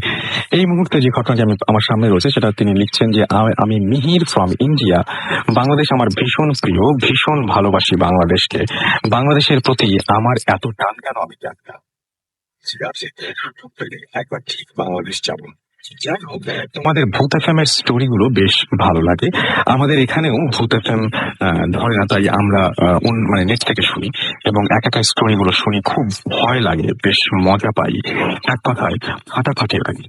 যাই হোক, বেশি কিছু লিখলাম না, পারলে মেলটা পড়ো। আর তোমাদের কাছেও বেশি কিছু ভয়ের অপেক্ষায় রয়েছে। ভালো থেকো। Mihir, Kalyani, Nadia, West Bengal, India. পড়ে ফেললাম ছোট্ট একটি ইমেল এবং তারপরে চলে যাবো একটা ঘটনায়। এবং ঘটনাটি আমাদের পাঠিয়েছেন দেলোয়ার। আমি দেলোয়ার ফ্রম ছাপানিয়া, এবং তিনি বলেছেন যে আমি আসতে পারবো না, ভালো লাগলে এই আমার ঘটনাটা শোনাতে পারেন। লিখছেন দেলোয়ার, আমাদের গ্রামের পাশ দিয়ে একটি কাঁচা সড়ক সরাসরি যুক্ত ছিল ফরিদপুর থানার সাথে। সড়কটি ছিল 3টি গ্রামের কৃষকদের জমির মাঝ বরাবর। 1971 সালে মুক্তিযুদ্ধের কোনো এক সময় পাকিস্তানি সৈনিকদের একটি ছোট বাহিনী সেই রাস্তা দিয়ে গ্রামে প্রবেশ করার চেষ্টা চালিয়েছিল, কিন্তু আমাদের গ্রামের সাথে রাস্তাটির সংযোগ সড়কের একটি অংশ কাটা থাকায় তারা গ্রামে প্রবেশ করতে ব্যর্থ হবে। তারা সড়ক বরাবর থানার দিকে এগিয়ে যায় এবং স্বল্প সময়ে তাদের হত্যাযজ্ঞ চালিয়ে মৃতের সংখ্যা কেউ বলতে পারে না, কারণ পাকিস্তানি সৈন্যরা হত্যা শেষে লাশগুলোকে রাস্তার পাশে একটা গভীর কুয়ার মধ্যে ফেলে দিয়ে যায়। কুয়াটা ছিল একটি হিজল গাছের পাশে। সেই হিজল গাছের আশেপাশে 2-3 মাইল শুধুই কৃষি জমি, কোনো বাড়িঘর নেই। সেই কুয়োর কোনো নিশানা আজ পাওয়া না গেলেও হিজল গাছটা ঠিকই সাক্ষী হয়ে আছে সেই নৃশংস হত্যাযজ্ঞের। সেই হিজল গাছ আর কুয়ো নিয়ে অনেক গল্প চালু আছে গ্রামে। রাতের বেলা অনেকে নাকি এই গাছের পাশ দিয়ে যাবার সময় পানি পানি বলে আর্তনাদ করে। আজও নাকি হিজল গাছের পাশ দিয়ে আসার সময় মানুষ পথ হারিয়ে ফেলে। হিজল গাছ থেকে গ্রামের দূরত্ব আধা মাইলের মতো। ফরিদপুর থেকে রাতের বেলা বাড়ি ফেরার সময় অশরীরী কণ্ঠ শুনেছে এমন অনেক মানুষের দেখা পাওয়া যায় গ্রামে। এমনকি রাতের বেলা গ্রামে ফিরতে গিয়ে আধা মাইল পথ সারা রাতেও পার হতে পারেনি, এমনও অনেকের ঘটনা রয়েছে। যাই হোক, গ্রামে আমাদের আড্ডা। আমাদের ব্যাচের সবাই জড়ো হয়েছে সিনিয়র এক ভাইয়ের বাসায় পরের দিন একটা অনুষ্ঠানের দায়িত্ব বন্টনের উদ্দেশ্যে। অল্প কিছু কাজ, অনেক মানুষ, তাই খুব দ্রুত যার কাজ ঠিক করে দেওয়া হলো। এরপর শুরু হলো আড্ডা।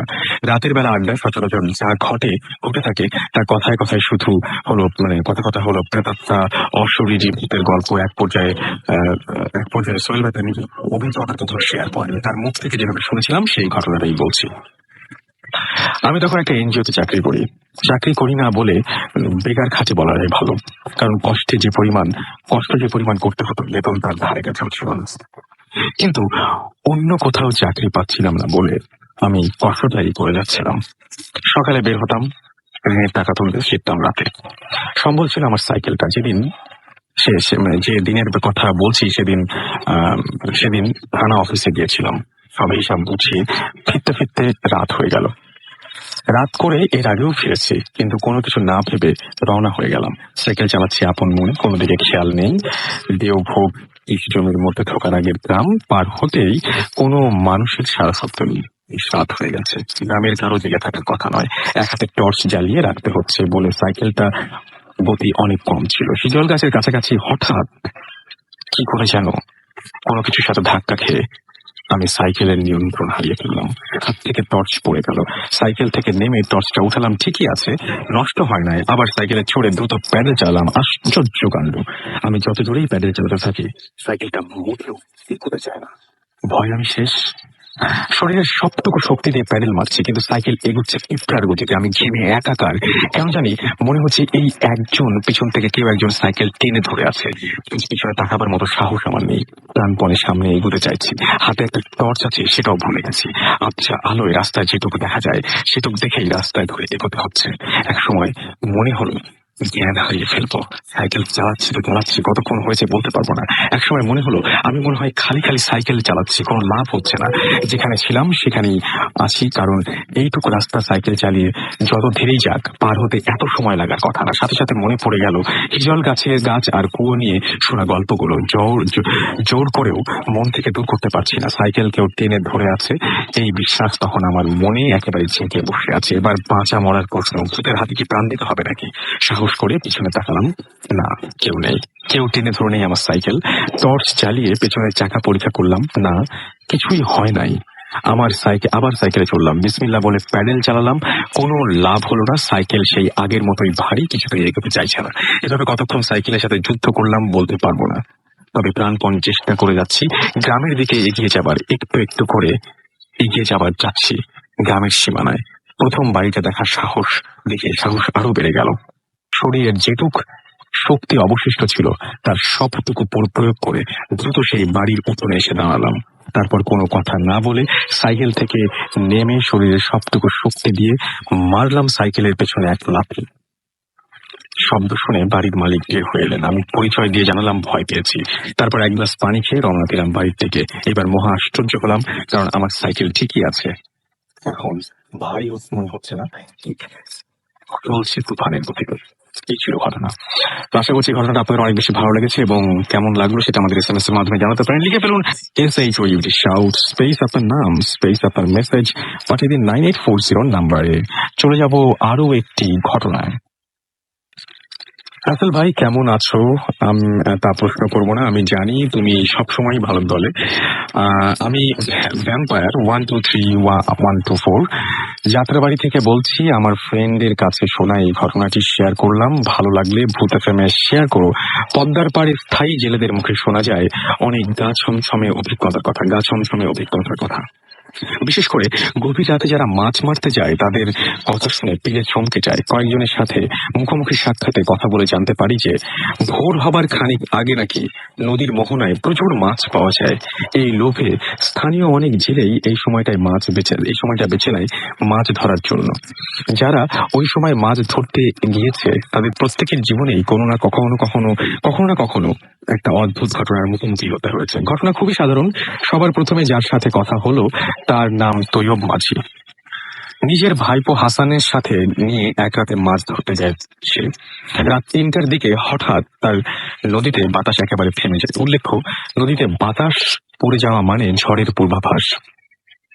তিনি হাসানকে বলে হাল ঘুরিয়ে ফিরতি পথ ধরতে। ওনারা মাছ ধরতে ধরতে অনেকটা ভেতরে চলে গিয়েছিলেন। হঠাৎ তারা উভয়ে লক্ষ্য করলেন তাদের থেকে প্রায় মাইল খানেক সামনে দিয়ে একটি যাত্রী নৌকা যাচ্ছে।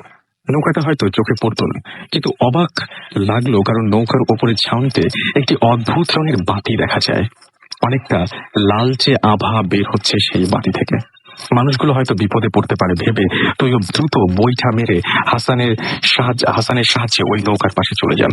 নৌকার ভেতরে উঁকি দিয়ে চমকে যায় তৈয়ব। নৌকার ভেতরে মাঝি নেই। তার চেয়ে ভয়ঙ্কর হলো পাটাতনে পড়ে আছে এক গাদা লাশ। পুরনো লাশ, পচে গলে আছে। ছাউনির ভেতর থেকে একটা মরচে পড়া হেরিকেনে আগুন জ্বলছে। তৈয়ব আলীর মুখ দিয়ে চিৎকার বেরিয়ে যায়। চাচাকে চিৎকার করতে দেখে বইটা ফেলে দ্রুত চাচার কাছে চলে আসে হাসান। দেখে তার চাচা মাথা ঘুরে পড়ে যাচ্ছে। দৌড়ে গিয়ে কোনো মতে চাচার পতন ঠেকায়। সাথে সাথে মাথা উঁচু করে তাকিয়ে দেখে সেখানে কোনো নৌকা তো দূরের কথা, কিচ্ছু নেই। আশেপাশে অন্ধকার ছাড়া আর কিছুই দেখা যাচ্ছে না। অথচ সে নিজে ওই যাত্রী নৌকায় ঠেকিয়েছিল। নৌকায় ধাক্কা খাবার আওয়াজ পর্যন্ত শুনেছে। খানিক বাদেই প্রচন্ড বাতাসে তাদের নৌকা ডুবুডুবু হয়ে পড়ে। হাসান দক্ষ ছেলেবেলা থেকে নৌকা বেয়ে ওস্তাদ। কোনো মতে চাচাকে পাথর টেনে শুইয়ে দিয়ে নৌকা টেনে ঘাটে লাগায়। তৈয়ব আলী টানা 1 সপ্তাহ কথা বলতে পারেনি এরপরে, এমন খেলতে মাছ ধরাই ছেড়ে দিয়েছে। ঘটনা এখানে শেষ হলে ভালো হতো, কিন্তু তৈয়ব আলী, শুধু তৈয়ব আলী নয়, আরো অনেক অনেক জেলের সাথেই বহু একই জিনিস ঘটে। পদ্মার চরে মাঝে মাঝেই জেলেরা মাছ ধরতে গিয়ে নিখোঁজ হয়ে যায়। প্রায় নৌকা ডুবির ঘটনা ঘটে। এর মধ্যে মিল আছে কি? আশা করছি যে এই ঘটনাটা আপনাদের অনেক বেশি ভালো লেগেছে। আমার তো অনেক ভালো লেগেছিল, এবং আমিও আশা করবো যে আপনাদের অনেক বেশি ভালো লেগেছে। যাই হোক, আমরা চলে যাব পরবর্তী ঘটনায়, এবং এই ঘটনাটিও আমার খুব পছন্দের একটি ঘটনা। গত মার্চ মাসের 10 তারিখে আমাদের সাথে যোগ দিয়েছিলেন ডক্টর সায়েম, এবং ডক্টর সায়েমের বেশ কিছু ঘটনা রয়েছে। সেই ঘটনাগুলো আমরা শুনবো আজকের এই এপিসোডে, এবং তারপরেই আমরা পরপর দুটো ঘটনা শুনবো। আমাদের সাথে জয়েন করেছিলেন গত 24 তারিখ মার্চ মাসের তাসমিয়া, এবং তিনিও বেশ কিছু ঘটনা বলেছিলেন। সেই ঘটনাগুলো আমার ভালো লেগেছিল, সেই ঘটনাও আমরা শুনবো। তো চলুন শুনে আসি ঘটনাগুলো। At first, I would like to give thanks all Bhoot FM listeners. Basically, Rasel ভাই, আমি জিন ভূত অলমোস্ট সব সুপার ন্যাচারাল পাওয়ার এতটা বিলিভ করি, আবার করিও না। যদি করতেই হয় তাহলে আমাদের আসলে প্রফেশনে থাকা হয় না, থাকা চলে না, কিন্তু তবুও করতে হয়, কারণ আমি ইসলাম ধর্মের বিশ্বাস করি, ইসলাম ধর্ম আমার, সেজন্য। এখন পর্যন্ত আমি ওটাকে মনের মতো আনতে পারিনি, কারণ আমার মধ্যে এই ব্যাপারগুলো আগে কখনো ঘটেনি। তারপরে আপনি বলতে যাচ্ছেন যে স্টিল আপনি এখনো অতটা বিশ্বাস করেন না? স্টিল আমি 1.5 মাস আগ পর্যন্ত ব্যাপারটা বিলিভ করতাম যে এরকম হয়তো বা হয়, আবার হয়ও না। আচ্ছা, বাট গত 1.5 মাস আগে থেকে যা হয়ে গেল আমার মাঝখানে, আমার লাইফে যা হয়ে গেল, এরপর থেকে আসলে এটাকে ভুলে থাকার কোনো উপায় নেই। আচ্ছা, কি হয়েছিল বলেন, আমরা শুরু থেকে আসি। শুরু করার আগে আমি একটা কথা বলে নিতে চাচ্ছি যে আমি যে হসপিটালে জব করার সময় এই ঘটনাটা আমি এক্সপিরিয়েন্স করেছি। প্রতিষ্ঠানের স্বার্থেই হোক আর মানুষের বিশ্বাস হানি হওয়ার ব্যাপার থেকে চিন্তা করে বলছি যে আপনি কোনো হসপিটালের নাম বলবেন না। বলতে চাচ্ছি, মানে বিভিন্ন হসপিটাল আপনাকে কাজ করতে হয়, এবং কোনো হসপিটালের নাম আমরা এখানে উল্লেখ করবো না। ওকে, ফাইন। আমি তাহলে আমার মূল ঘটনায় চলে যাচ্ছি। একদম। মাস 2 আগের কথা। আমি তখন যে হসপিটালে ডিউটি করতাম, সেটি একটা ক্লু দেওয়া যায়, সেটি পাহাড়ি এলাকা ছিল এবং চা বাগান সম্মিলিত একটা এলাকা ছিল। আশপাশে শুধু চা বাগান ছিল, মাঝখানে একটা হসপিটাল। খুব বেশি একটা মানে জাঁকজমকপূর্ণ না। আমি আমার এক ফ্রেন্ডের রিকোয়েস্টে সেখানে গিয়েছিলাম। আচ্ছা, হসপিটালটার আউটলুকিংটা এমন ছিল যে রাত 8-9টার পর থেকে দেখা যেত সবকিছু একদম শুনশান হয়ে যেত। খুব প্রয়োজন না পড়লে কেউ বের হতে চাইতো না, কিংবা কেউ বের হতো না। দূরে একটা মসজিদ ছিল, খুব দু একজন মুসল্লি সেখানে নামাজ পড়তেন। তো এই দেখা যেত। তো ঘটনাটা যেদিন ঘটে, আরো মাস 2 আগের ঘটনা সেটা। আমি রাতের বেলায় অ্যাজ ইউজুয়াল পেশেন্টদের রাউন্ড দিয়ে শেষ করে আমার রুমে এসে রেস্ট নিচ্ছি, আমার ওয়াইফের সাথে কথা বলে রেস্ট নিচ্ছি। আচ্ছা, একটু টিভি দেখতে ইচ্ছে করলো, টিভি দেখে কখন ঘুমিয়ে পড়েছে ঠিক খেয়াল নেই, আমি টিভি অফ করে ঘুমিয়ে পড়লাম। হঠাৎ আনুমানিক 3টা অথবা 4টার দিকে, যেটা আমি পরবর্তীতে আন্দাজ করে বললাম, ব্যাপারটা আমি নট শিওর যে 3টা না 4টা, হঠাৎ করে একটা সিস্টার আমাকে বাইরে থেকে নক করে বললো, তার ইমার্জেন্সি একটা বাচ্চা পেশেন্ট আছে, একটু কাইন্ডলি একটু আউটডোরে আসবেন। আমি তাকে রেসপন্স দিয়ে বললাম, ওকে সিস্টার, তুমি পেশেন্টকে আউটডোরে রাখো, আমি আসছি। রুম থেকে বের হলাম, বের হয়ে অ্যাজ ইউজুয়াল রুমে আসলাম। আসার পর চোখে একটু ঘুম তন্দ্রা কাজ করছে, তবু চিন্তা করলাম যে যেহেতু বাচ্চা পেশেন্ট সেহেতু একটু ভালোভাবে যাওয়া উচিত। আমি একদম ফুললি ফ্রেশ হয়ে চোখ মুখে পানি দিয়ে গেলাম। তো গিয়ে ফার্স্ট ধাক্কা যেটা লাগলো আমার কাছে, যেটা আমি পরে ব্যাপারটা সব অনুধাবন করতে পারছিলাম, সেটা হচ্ছে যে গিয়ে দেখি একটা মহিলা একটা বাচ্চা কোলে নিয়ে আছে। তো হতে পারে সেটা হোম ডেলিভারির ক্ষেত্রে বাচ্চার প্রবলেম থাকলে সেটাকে আমাদের কাছে নিয়ে আসা হয়, যে কোনো প্রবলেম সেটা আমরা সলভ করার চেষ্টা করি। বাট একটু অদ্ভুত ব্যাপার ছিল যে রাত 3টা-4টার দিকে কোনো মহিলা আমি আজ পর্যন্ত দেখি নাই, যতই সে পর্দাশীল হোক না কেন, সে বোরখা পরে। সে রাত 3টা-4টার সময় কেন বোরখা পরলো সেটা আমি জানি না। ওই ব্যাপারটা আমি ওভারলুক করে গিয়েছে। তার উপর বড় ব্যাপার হচ্ছে সাদা একটা বোরখা পরা। এটা খুব মানে দেখা যায় না সচরাচর। হ্যাঁ, আমি মানে ফার্স্টে বিলিভ করিনি, তো আমি সেইটাকে আর বেশি প্রাধান্য না দিয়ে আমি আমার মতো চেয়ারে বসে পড়লাম। চেয়ারে বসে পড়ার পর দেখলাম মহিলাটার চোখ একদম লাল টকটকে।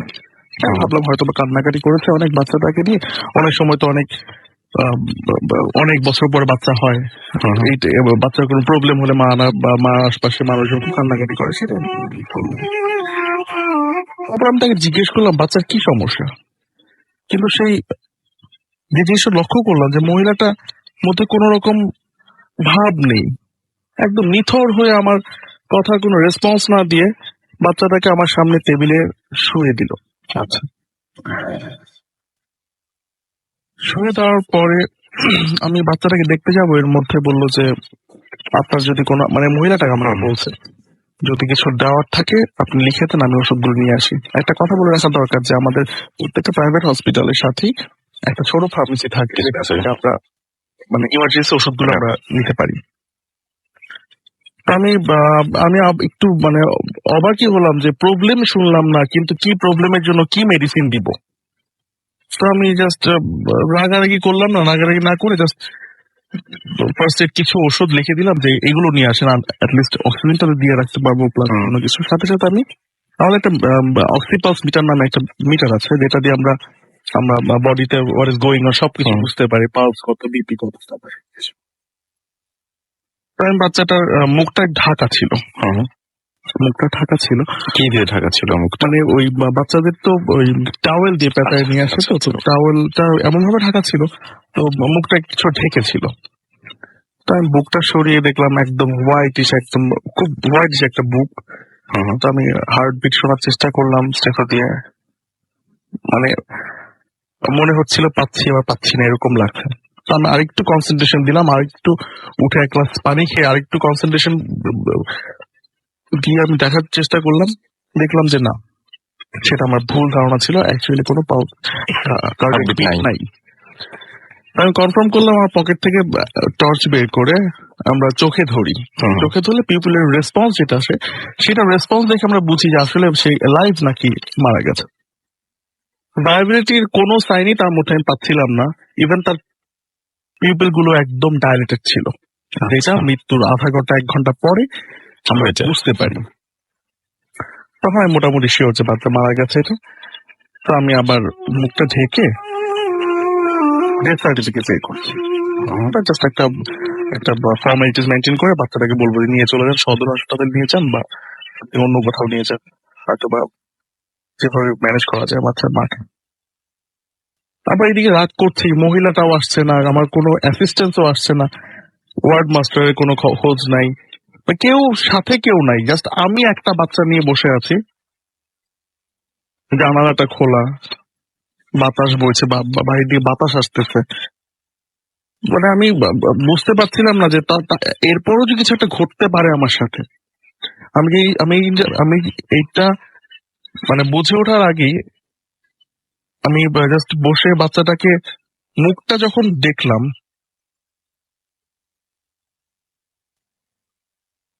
আমি আসলে এই কথাটা যখন বলতে যাই তখন আমি অনেকে এক্সপিরিয়েন্সের কথা বলে, বাট নিজের সাথে ঘটে যাওয়া কথাগুলো কেউ বলতে পারে না। তো যেটা আমি দেখলাম, বাচ্চাটা চোখ লাল হয়ে আমার দিকে তাকিয়ে আছে। আচ্ছা, স্টিল বাচ্চাটার pupil dilated, no cardiac beat. আমি বাচ্চাটা কার্ডিয়াক বিট আবার দেখার চেষ্টা করলাম, যে দেখতে গেলাম বাচ্চাটা আবার হাত চেপে বসলো।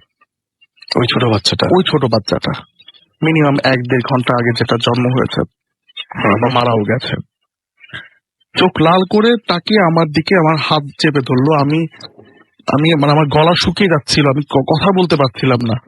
আমি জাস্ট আমার জ্ঞান হারাবো এই অবস্থাতে আমি জাস্ট বুঝতে পারছিলাম না যে কি করব। আমি জোর খাটানোর চেষ্টা করলাম, আমি যখন উঠে পড়লাম চেয়ার থেকে, সে আরো শক্ত করে আমার হাতটা চেপে ধরলো। আমি চিৎকার দিলাম, মনে হচ্ছিলাম চিৎকার দিতে পারছি না, তাও আমি চিৎকার দেওয়ার চেষ্টা করলাম। বাচ্চাটা আমার দিকে তাকিয়ে অদ্ভুত ভাবে আমার দিকে তাকিয়ে হাসছে। অদ্ভুত ভাবে তাকিয়ে, এটা আমি এটা না দেখলে আসলে কেউ বিশ্বাস করতে পারবে না যে কিভাবে তাকিয়ে সে আমার দিকে হাসছিল। আমি এর 4-5 মিনিট আমি বাচ্চাটার সাথে ধস্তাধস্তি করার মতো একটা অবস্থা। আমি খুব চেষ্টা করে ছোটাতে যাচ্ছি, কিন্তু বাচ্চাটা আরো বেশি প্রেসার ক্রিয়েট করছে আমার উপরে। এদিকে আমি চিল্লি করছি, আমি চিৎকার করছি যে কেউ আছে কিনা, কেউ আছে থাকলে আমাকে হেল্প করো, আমি প্রবলেমে পড়েছি। বাট কোন রকম কোনো রেসপন্স আমি আশপাশ থেকে পাইনি তখন। তো যেটা হলো, কিছুক্ষণের মধ্যেই ফজরের আজান শুনতে পেলাম আমি। যখনই ফজরের আজানটা শুনতে পেলাম, আস্তে আস্তে দেখলাম বাচ্চাটা আস্তে আস্তে নিথর হয়ে যাচ্ছে আবার। তা সে যতটুকু অ্যাক্টিভ ছিল সে এতটা অ্যাক্টিভ এখন আর না। যখনই আল্লাহু আকবার বলে টান দিল ফজরের আজান, তখন থেকেই বাচ্চাটা আস্তে আস্তে নিস্তেজ হয়ে নিস্তেজ হয়ে যাচ্ছে, চোখগুলো আস্তে আস্তে বন্ধ হয়ে যাচ্ছে, হাসিটা বন্ধ হয়ে যাচ্ছে। আমি তখন আমার তখন মনে হচ্ছিল, আমার মা তখন মা বলতো যে কোনো প্রবলেম হোক, আজানের পরে কোনো প্রবলেম গুলো অশরীরী কোনো কিছু এক্সিস্টেন্স থাকে না পৃথিবীতে।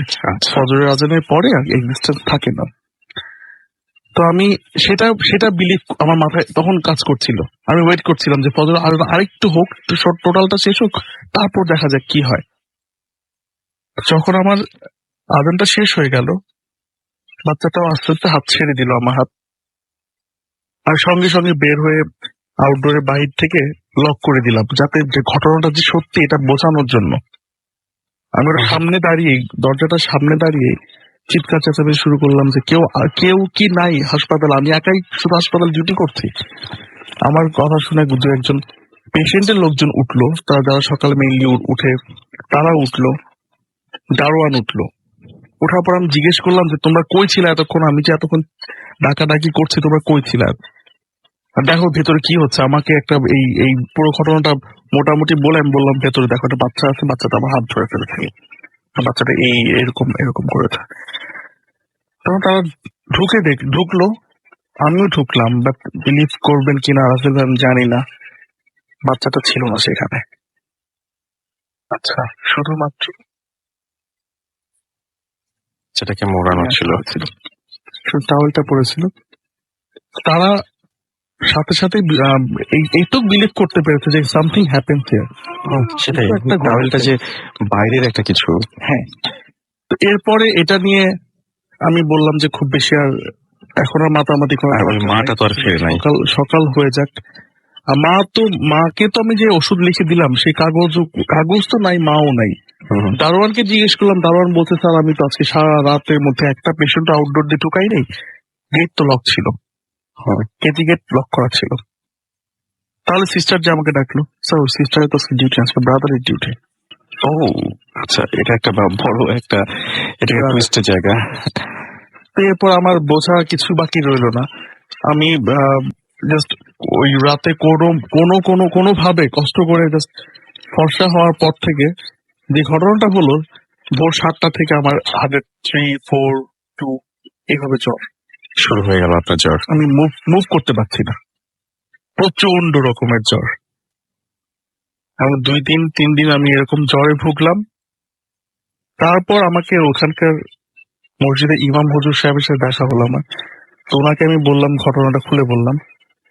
তো বলছে যে স্যার আমি তো আসলে আপনি আসছেন, আপনার কাছে আসা হয় নাই, এখানে আর যারাই আসেন তাদের সাথে আমি একটু দেখা করে যাই।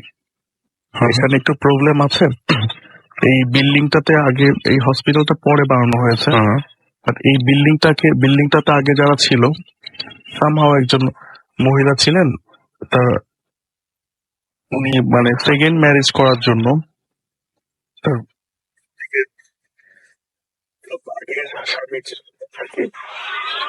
মেরে ফেলেছিল। আচ্ছা, এবং পরবর্তীতে সে ওই মহিলা নাকি আরেক ওই সেকেন্ড ম্যারেজ করে সে বাইরে চলে যায়। তো ওই ঘটনার পর থেকে কিছুটা প্রবলেম হতো, বাট আমি জানতে পারি নাই, বিকজ ওদের সাথে আমার দেখা হয় নাই। এই 2-3 দিন পরে আমি ওখান থেকে ছেড়ে দিয়ে আমি চলে আসি। আপনার নিশ্চয়ই মানে এরকম কোনো ঘটনা থাকলে ওখানে হয়তো থাকতেন, বাট মনে আসে এখানে থাকা হয় না। আমি তো আর মানে আমি যদি শুনতামও তাহলেও একটা বুঝতাম যে না ঠিক আছে এটা হয়েছে, হতেই পারে। সেটাই, But আমার চোখের সামনে ঘটে যাওয়া এরকম ঘটনা আমি এটা আপনি মেনে নিতে এটা পারেন। মেনে নিতে পারছি না।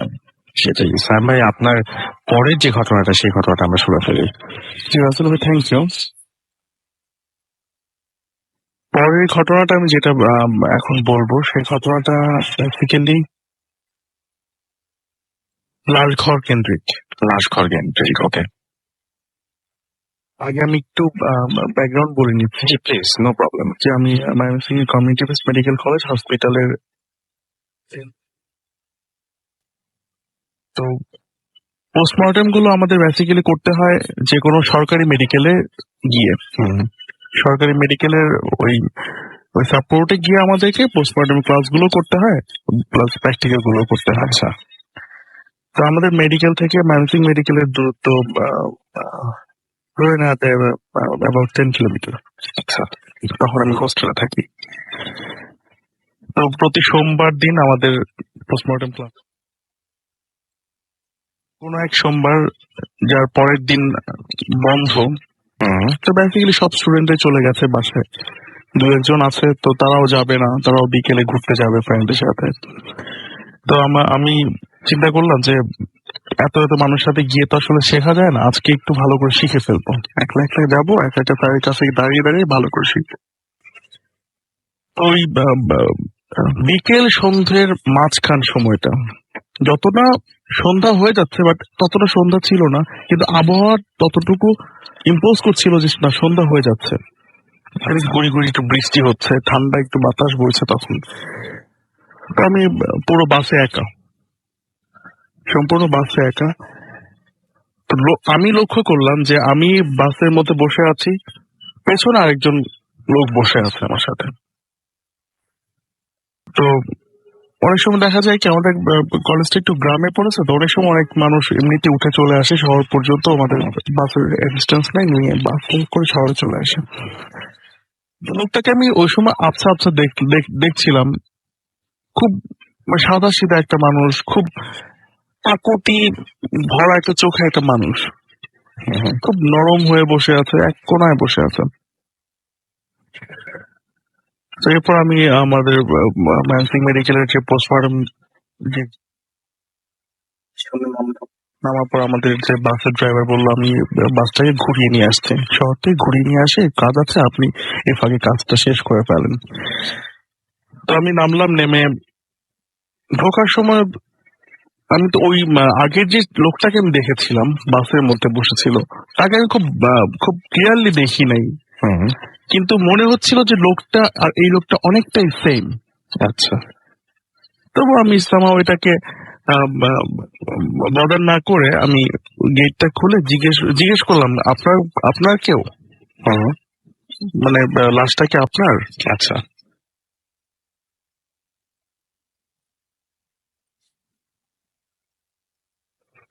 আমি হেঁটে গেলাম, ডোমকেও খুঁজে পাচ্ছি না। ডোম সম্ভবত আশপাশে গেছে, কোথাও নাস্তা টাস্তা করতে গেছে, ওটা তো ওদের জন্য স্বাভাবিক ব্যাপার, লাস্ট নিয়ে তাদের কাজ। তো পুলিশও নাই, জাস্ট একটা ভ্যান গাড়িতে এক চাকাই দিয়ে মোড়া একটা লাশ।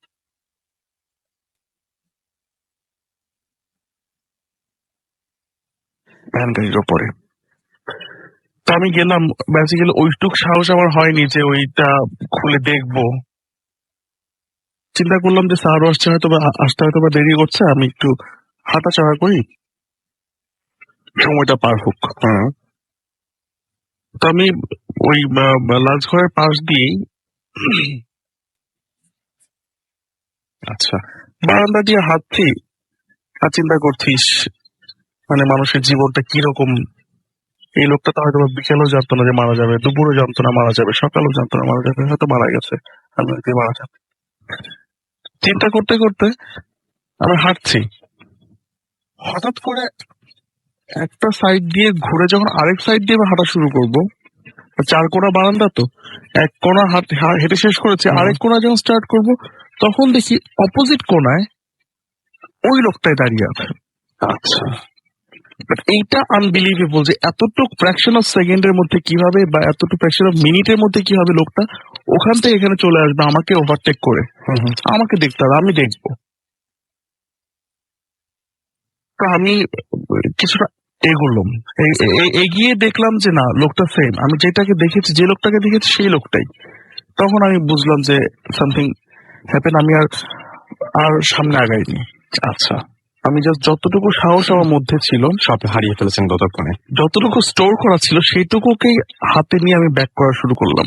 আচ্ছা, ব্যাক করার সময় যতটুকু সুরা টুরা যা পারতাম, যদি হিন্দি গানের কলি পারতাম সেটাও গাওয়ার চেষ্টা করছি, যে আমি প্রফুল্ল থাকি। কিন্তু ঘুরে আবার যখন সেই গেট পর্যন্ত আসলাম, সেই তো আবার সেই লাশের সামনে দিয়ে আসতে হবে আমাকে। লাশের সামনে আসলাম, এসে দাঁড়ালাম। এই সময় তো আমি কিছুক্ষণ জোরে জোরে কথা বললাম, কি ব্যাপার, আপনি দেখতেছেন যে একটা লাশ পড়ে আছে, আপনি কাউকে ইনফর্মও করেন নাই, একটা পুলিশ নাই, লাশটা কি হয়েছিল, কি হয়েছে?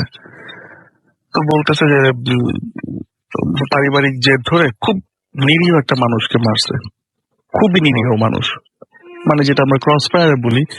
তো গ্রামের বাড়িতে ওই রাগের মাথায় ওই লোকটাকে মারা হয়েছে, এরকম ঘটনায় বলে গেছে। তার সাথের যে লোকজন তারাও লাশটাকে আর ক্যারি করবে না। আচ্ছা, তারা বলে গেছে পোস্টমর্টম করে যা ইচ্ছা করে রেখে দাও।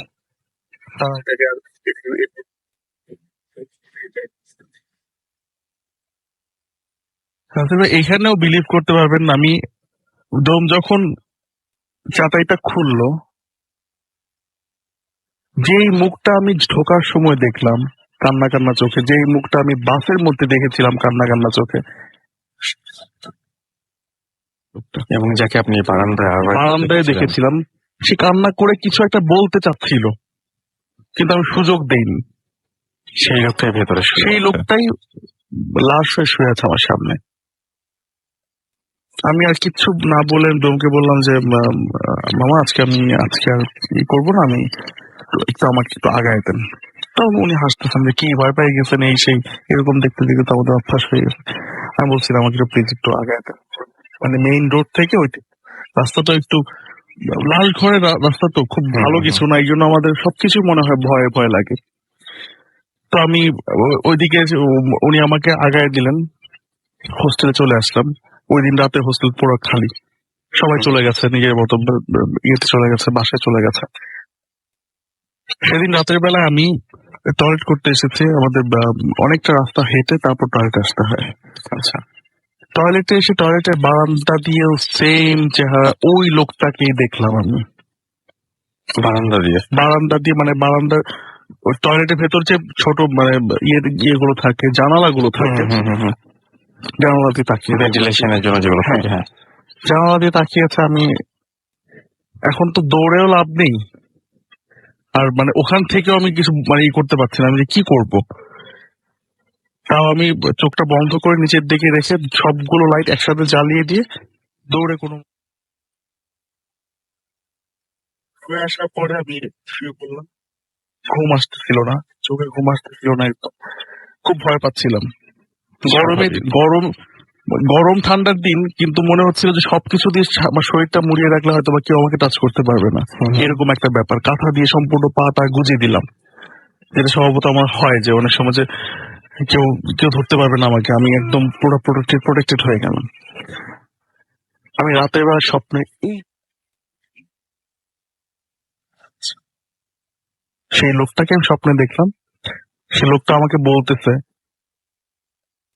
হ্যাঁ আমাকে আর কেন কষ্ট দিতে হবে, যদি না কাঁদতেন তাহলে তো উপরে থাকতে পারে। মানে আমরা যদি না চাই তখন তো সেটা পোস্টমর্টমের দিকে আগায় না, লাশটাকে সে বেওয়ারিশ ভাবে ফেলে দিবে বা রেখে দিবে, আঞ্জুমান মফিদুল এসে এটাকে দাফন কাফন করা ফেলবে।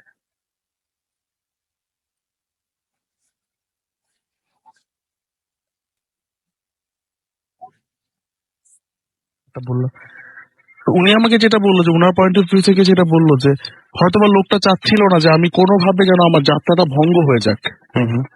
আমি যদি না যাই ওই হসপিটালের সামনে, ওই লাস্টে এমনি পড়ে থাকতো, আর অবভিয়াসলি বিকালের পরে আর পোস্টমর্টম হয় না, এই লাশকে আরো কেউ হিমাঘরে রাখবেও না, চার্জ দেওয়ার টাকা দেওয়ার কেউ নাই।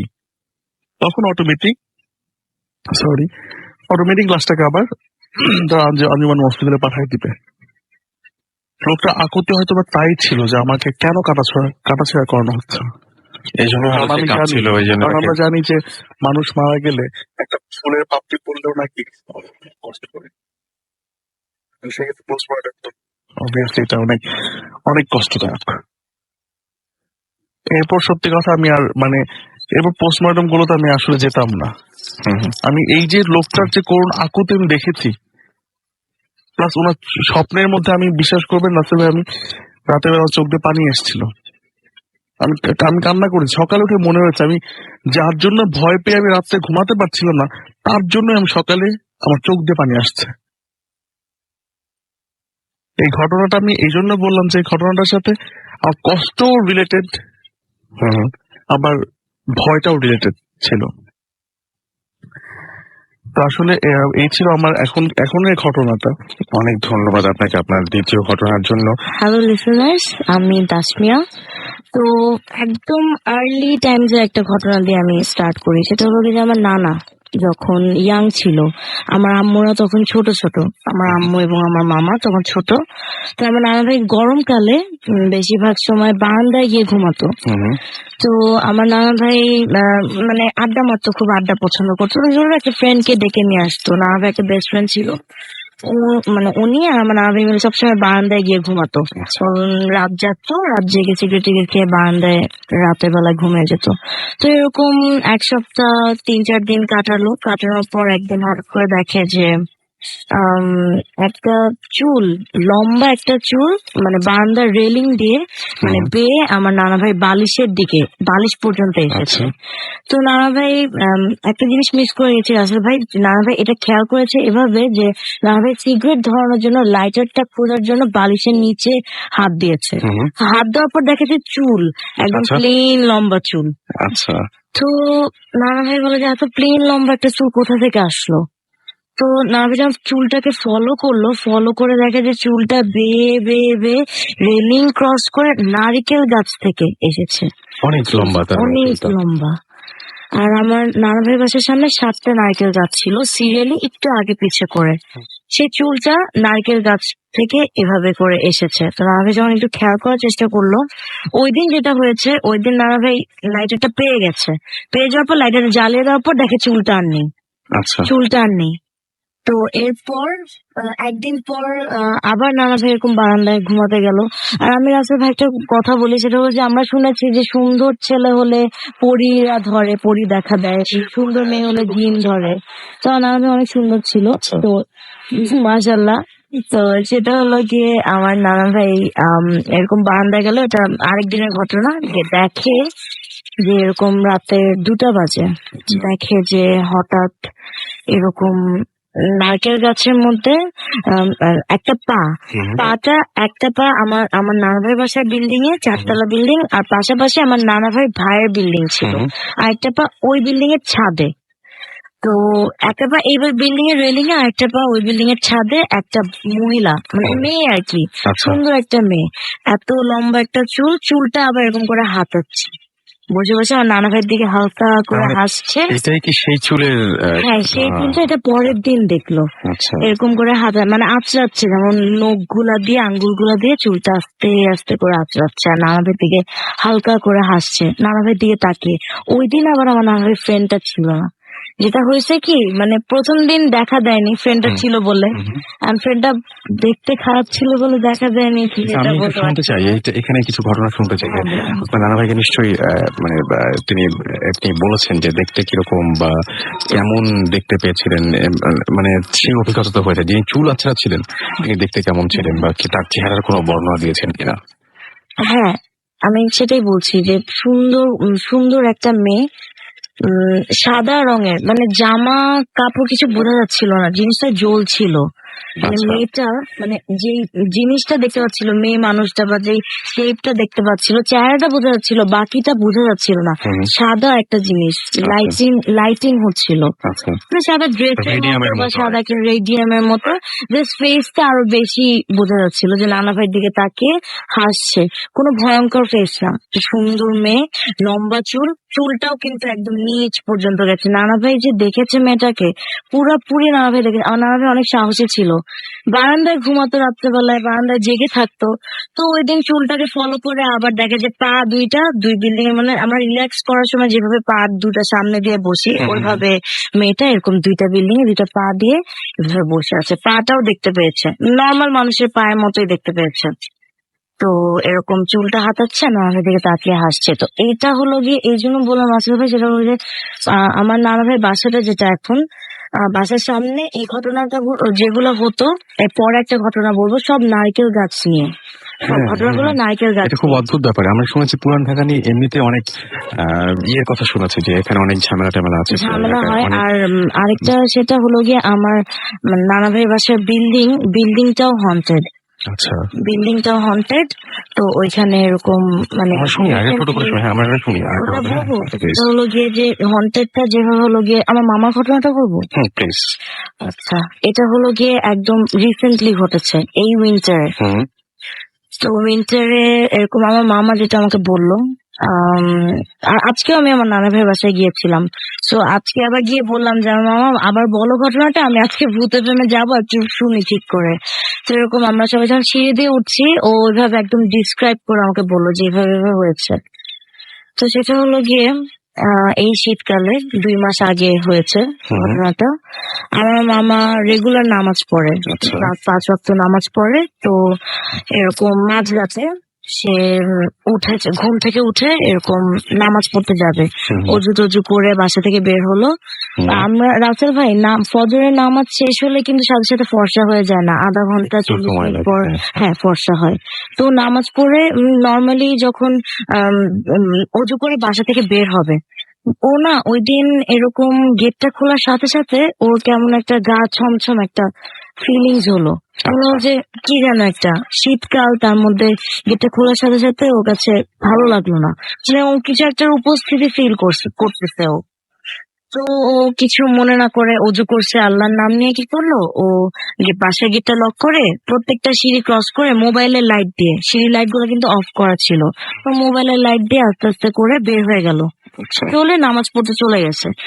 যেটা হলো এখন নামাজ পড়তে আসার সময়, হুম। নামাজ পড়তে আসলো যখন, সে আমাদের কেচি গেটটা খুলে, আমি একটু বাসার ডিসক্রিপশনটা দেই, যেটা হলো বাসাটা 4 তলা, অনেক হুম। পুরানো বাসা। আচ্ছা। তো বাসাটার প্রথম 2 তলা, অনেক পুরানো বাসা হওয়ার কারণে প্রথম 2 তলা ওই লাইটের প্লাগ পয়েন্ট গুলো ওগুলো নষ্ট হয়ে গিয়েছে। আচ্ছা। তো ওই প্রথম 2 তলায় কোনো লাইট লাগাতে পারছে না ও, নষ্ট হয়ে যাওয়ার কারণে। হুম। তো এরকম ও কেচি গেটটা খুলে ঢুকলো, ঢোকার পর প্রথম ফ্লোরটা ক্রস করেছে। হুম।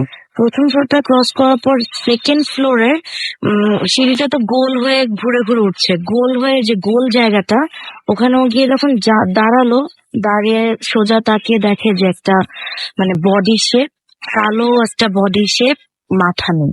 আচ্ছা। সবচেয়ে ভয়ঙ্কর পয়েন্ট এটা যে মাথা নেই। ও মানে এই মাথাটা তো কাটা বা এরকম কিছু না? কাটা না, কোনো রক্ত না, কিন্তু মাথাটা নেই। আচ্ছা। একটা মানুষের বডি শেপ। ও যেভাবে আমাকে আজকে বললো যে আমি দেখলাম যে কারণ অন্ধকারের মধ্যে ও কি পরে আছে বোঝা যাচ্ছে না, কিন্তু মনে হলো যে কালো লম্বা জ্যাকেটের মতো কিছু একটা পরে আছে। হুম। তো ও এরকম যখন দেখলো যে ও সিঁড়ির রেলিং এর সাইডে, আর মাথা নেই যে বডিটা, ওটা হলো গিয়ে ওর বাম পাশে। ফার্স্টে ও যখন তাকালো, দেখলো যে ওই শেপটা ওর দিকে ঘুরলো। তারপরে ভাই শেপটা যখন আমাদের দিকে ঘুরে, মাথা না থাকলে বডিটা ঘুরলেও তো বোঝা যায়, হালকা করে ওর দিকে ঘুরলো। ঘোরার পর ও এতটা ভয় পেয়েছে, ও ফিল করার মানে ও যখন ভয় পাচ্ছে, তখনই ওই শেপটা কি করলো, ওর গায়ের সাথে ঘেঁষে বাম পাশ দিয়ে ক্রস করলো। ক্রস করে ও যখন ক্রস করছে, ফুটস্টেপের আওয়াজ পেয়েছে। আমার মামা ফুটস্টেপের আওয়াজ পেয়েছে, ওর সাথে সাথে এক চিৎকারে সুরাও বলতে পারছিল না, এত ভয় পেয়েছে ও, সুরাটাও ও বলতে পারছিল না, কোনো সুরাই ওর মাথায় আসছিল না। এক চিৎকারে ও উপরে দৌড় দিয়ে চলে গেছে। আর যখন ও উপরে দৌড় দিয়ে চলে যাচ্ছিল তখন পিছে তাকিয়ে দেখে যে মানে চলে যাওয়ার আগে পিছে একবার তাকালো যে এটা কে ক্রস করলো আমাকে, এরকম ভয়ঙ্কর একটা জিনিস।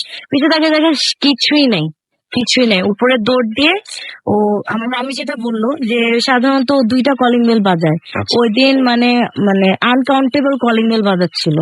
আমার মামি খুলতে জাস্ট কয়েক সেকেন্ড, কিন্তু এর মধ্যে অনেকগুলো কলিং বেল বাজিয়ে ফেলেছে। ঢুকে দেখে যে মানে অনেক ঘেমে গেছে ও। তারপর তো 3 দিন ধরে ওর জ্বর, আচ্ছা 3 দিন ধরে ওর জ্বর। এরপর থেকে রাসেল ভাই, এটা তো রিসেন্ট ঘটনা, এরপর থেকে অনেক কিছুই হচ্ছে। গানে গানে গানে গানে রেডিও 40 88.0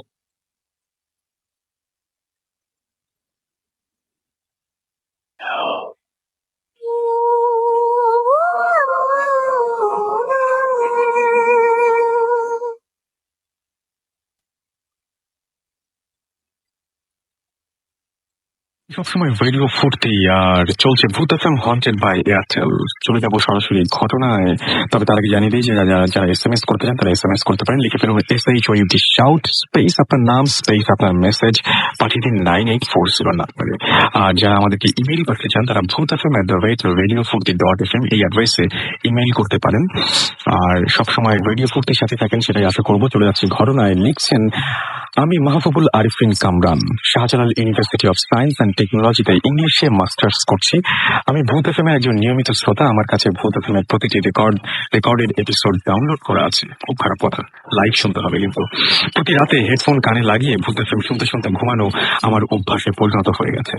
আমি যে ঘটনাটি শেয়ার করছি তা আমার চাচার কাছে শোনা। হয়তো আমার ঘটনা কোনো ভূতের ঘটনা না, কিন্তু এটা আমার জীবনে শোনা সবচেয়ে ভয়ঙ্কর ঘটনা। আমার গ্রামের বাড়ি ময়মনসিংহ এর গৌরীপুর থানার মাইলাকান্দি ইউনিয়নের কোনো এক গ্রামে। একদিন গ্রামের বাড়িতে যাই এবং আমার চাচাতো ভাইকে নিয়ে হাঁটতে বের হই। আমরা একটা গোরস্থানের পাশ দিয়ে যাচ্ছিলাম।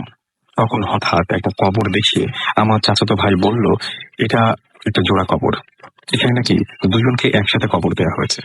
বাড়ি ফিরে আমার চাচার কাছে জানতে চাইলাম, বিস্তারিত বলেন। চাচার বয়স তখন 13-14, তখনকার এই ঘটনা। তখন আমাদের গ্রামের যে চেয়ারম্যান ছিল তিনি গ্রামের একজন গরিব লোক থেকে বেশ কিছু টাকা ধার দেন। কিছুদিন পর ওই লোক টাকা দিতে অপারগতা জানালে চেয়ারম্যান ক্ষেপে যান এবং তাদের মাঝে ঝগড়া শুরু হয়ে যায়। ওই দিন রাতের আঁধারে চেয়ারম্যান লোকটিকে খুন করেন। গ্রামের অনেকেই বুঝতে পারেন যে খুনটা কে করেছে, কিন্তু ভয়ে কেউ মুখ খোলেনি। সমস্যা শুরু হয় পরদিন সকালে। লোকটিকে গোসল করতে পারছিল না। কোনো এক অজানা ভয়ে কেউ লাশের গায়ে হাত দিতে পারছিল না। এক হুজুর ডেকে আনা হলে তিনি কোনো সমাধান দিতে পারলেন না। এই ঘটনা শুনে চেয়ারম্যান সেখানে আসেন এবং তিনি খুব সহজেই নিজের হাতে লাশটিকে গোসল করিয়ে দেন। কয়েকজন লোক কবরের পাশে বাঁশ কাটতে যায়, কিন্তু কেউ বাঁশ কাটতে পারছিল না, কারণ বাঁশে কেউ কোপ লাগাতে পারছিল না। কোপ ফিরে ফিরে আসছিল। এই কথা শুনে চেয়ারম্যান রেগে যান এবং নিজেই বাঁশ ছাড়ে যান। তিনি অনায়াসে বাঁশ কেটে নিয়ে আসেন। যখন কবর খুঁড়তে শুরু করা হয় তখনও একই সমস্যার সম্মুখীন হয় সবাই। কোনোভাবে মাটি খোঁড়া যাচ্ছিল না, কোদালের কোপগুলো ফিরে ফিরে আসছিল। চেয়ারম্যান সেখানে যান এবং যখন কোদাল হাতে নেন তখন ঠিকই কবর খোঁড়া সম্ভব হয়। জানাজা শেষে লাশটা এতই ভারী হয়ে যায় যে লাশটা ওঠানো সম্ভব হচ্ছিল না। এবারও চেয়ারম্যান সাহেব এগিয়ে আসে এবং তিনি খাটিয়ার এক কোনায় হাত দিয়ে লাশটা উঠিয়ে দেন। এতগুলো ঘটনার পরও চেয়ারম্যান একটু বিচলিত হননি, কারণ তিনি খুবই সাহসী ছিলেন। শেষে যখন লাশ কবরে নামাতে যাবে তখন কেউ ভয়ে কবরে নামতে পারছিল না। তখন ওই চেয়ারম্যান কবরে নামেন এবং লাশ নামান। তখনই সবচেয়ে ভয়ঙ্কর ঘটনা ঘটে। তিনি যখন লাশ কবরে শুইয়ে দিয়ে উঠতে যাবেন তখন লাশের কাফনের ভেতর থেকে একটি হাত বেরিয়ে আসে এবং চেয়ারম্যানের পা খামচে ধরে। এই দৃশ্য দেখে অনেকেই দিগ্বিদিক জ্ঞান শূন্য হয়ে ছুটে যায়। সাহসী লোকজন মিলে তাকে টেনে তুলতে চেষ্টা করে, কিন্তু কোনোভাবেই তুলতে পারল না। কয়েকজন কবরে নেমে হাত টেনে ছাড়ানোর চেষ্টা করে, কিন্তু সবাই ব্যর্থ হয়ে উঠে আসেন। খবর শুনে পুলিশ আসে, তারা লাশের হাত কেটে ফেলার সিদ্ধান্ত নেয়, কিন্তু শেষ পর্যন্ত পুলিশও ভয়ে কবরে নামতে পারেনি। এর মধ্যে কয়েক গ্রাম জুড়ে এই ঘটনা ছড়িয়ে পড়ে। অনেক দূরে অনেকেই এই ঘটনা প্রত্যক্ষ করেন। আমার চাচাও দেখেছেন এই দৃশ্য। চেয়ারম্যান সবার সামনে তার অপরাধ স্বীকার করেন, কিন্তু লাশের ওই হাত থেকে তিনি তার মুক্তি মেলেনি। শেষ পর্যন্ত সন্ধ্যায় তিনি মারা যান। এরপর তার পা থেকে লাশের হাত ছাড়ানো সম্ভব হয় না। অবশ্যই বাধ্য হয়ে 2 লাশ ওই কবরের মাটি চাপা দেওয়া হয়। আমাদের গ্রামে আবাল বৃদ্ধ বনিতা সবাই চেনে এই জোড়া কবর এবং সবাই চেনে এই ঘটনা। আমি আমার বাবাকেও এই ঘটনার কথা জিজ্ঞেস করেছি, তিনি এই ঘটনার সত্যতা স্বীকার করেছেন। তবে এই ঘটনার সময় আমার বাবার বয়স অনেক কম ছিল, 7-8 বছর, তাই ভয় নাকি তিনি দেখতে যাননি, কিন্তু ঘটনা পুরোপুরি সত্যি। আসলে আমার ঘটনাটা পড়লে কৃতজ্ঞ থাকবো। আমি পড়ে ফেললাম আপনার ঘটনা, বেশ অদ্ভুত টাইপের ঘটনা। বিশ্বাস অবিশ্বাসের পুরো দায়িত্ব আমি লিসনারদের উপরে ছেড়ে দিচ্ছি। আশা করছি আপনাদের ভালো লেগেছে ঘটনাটি। চলুন একটা ছোট্ট ব্রেকে চলে যাই।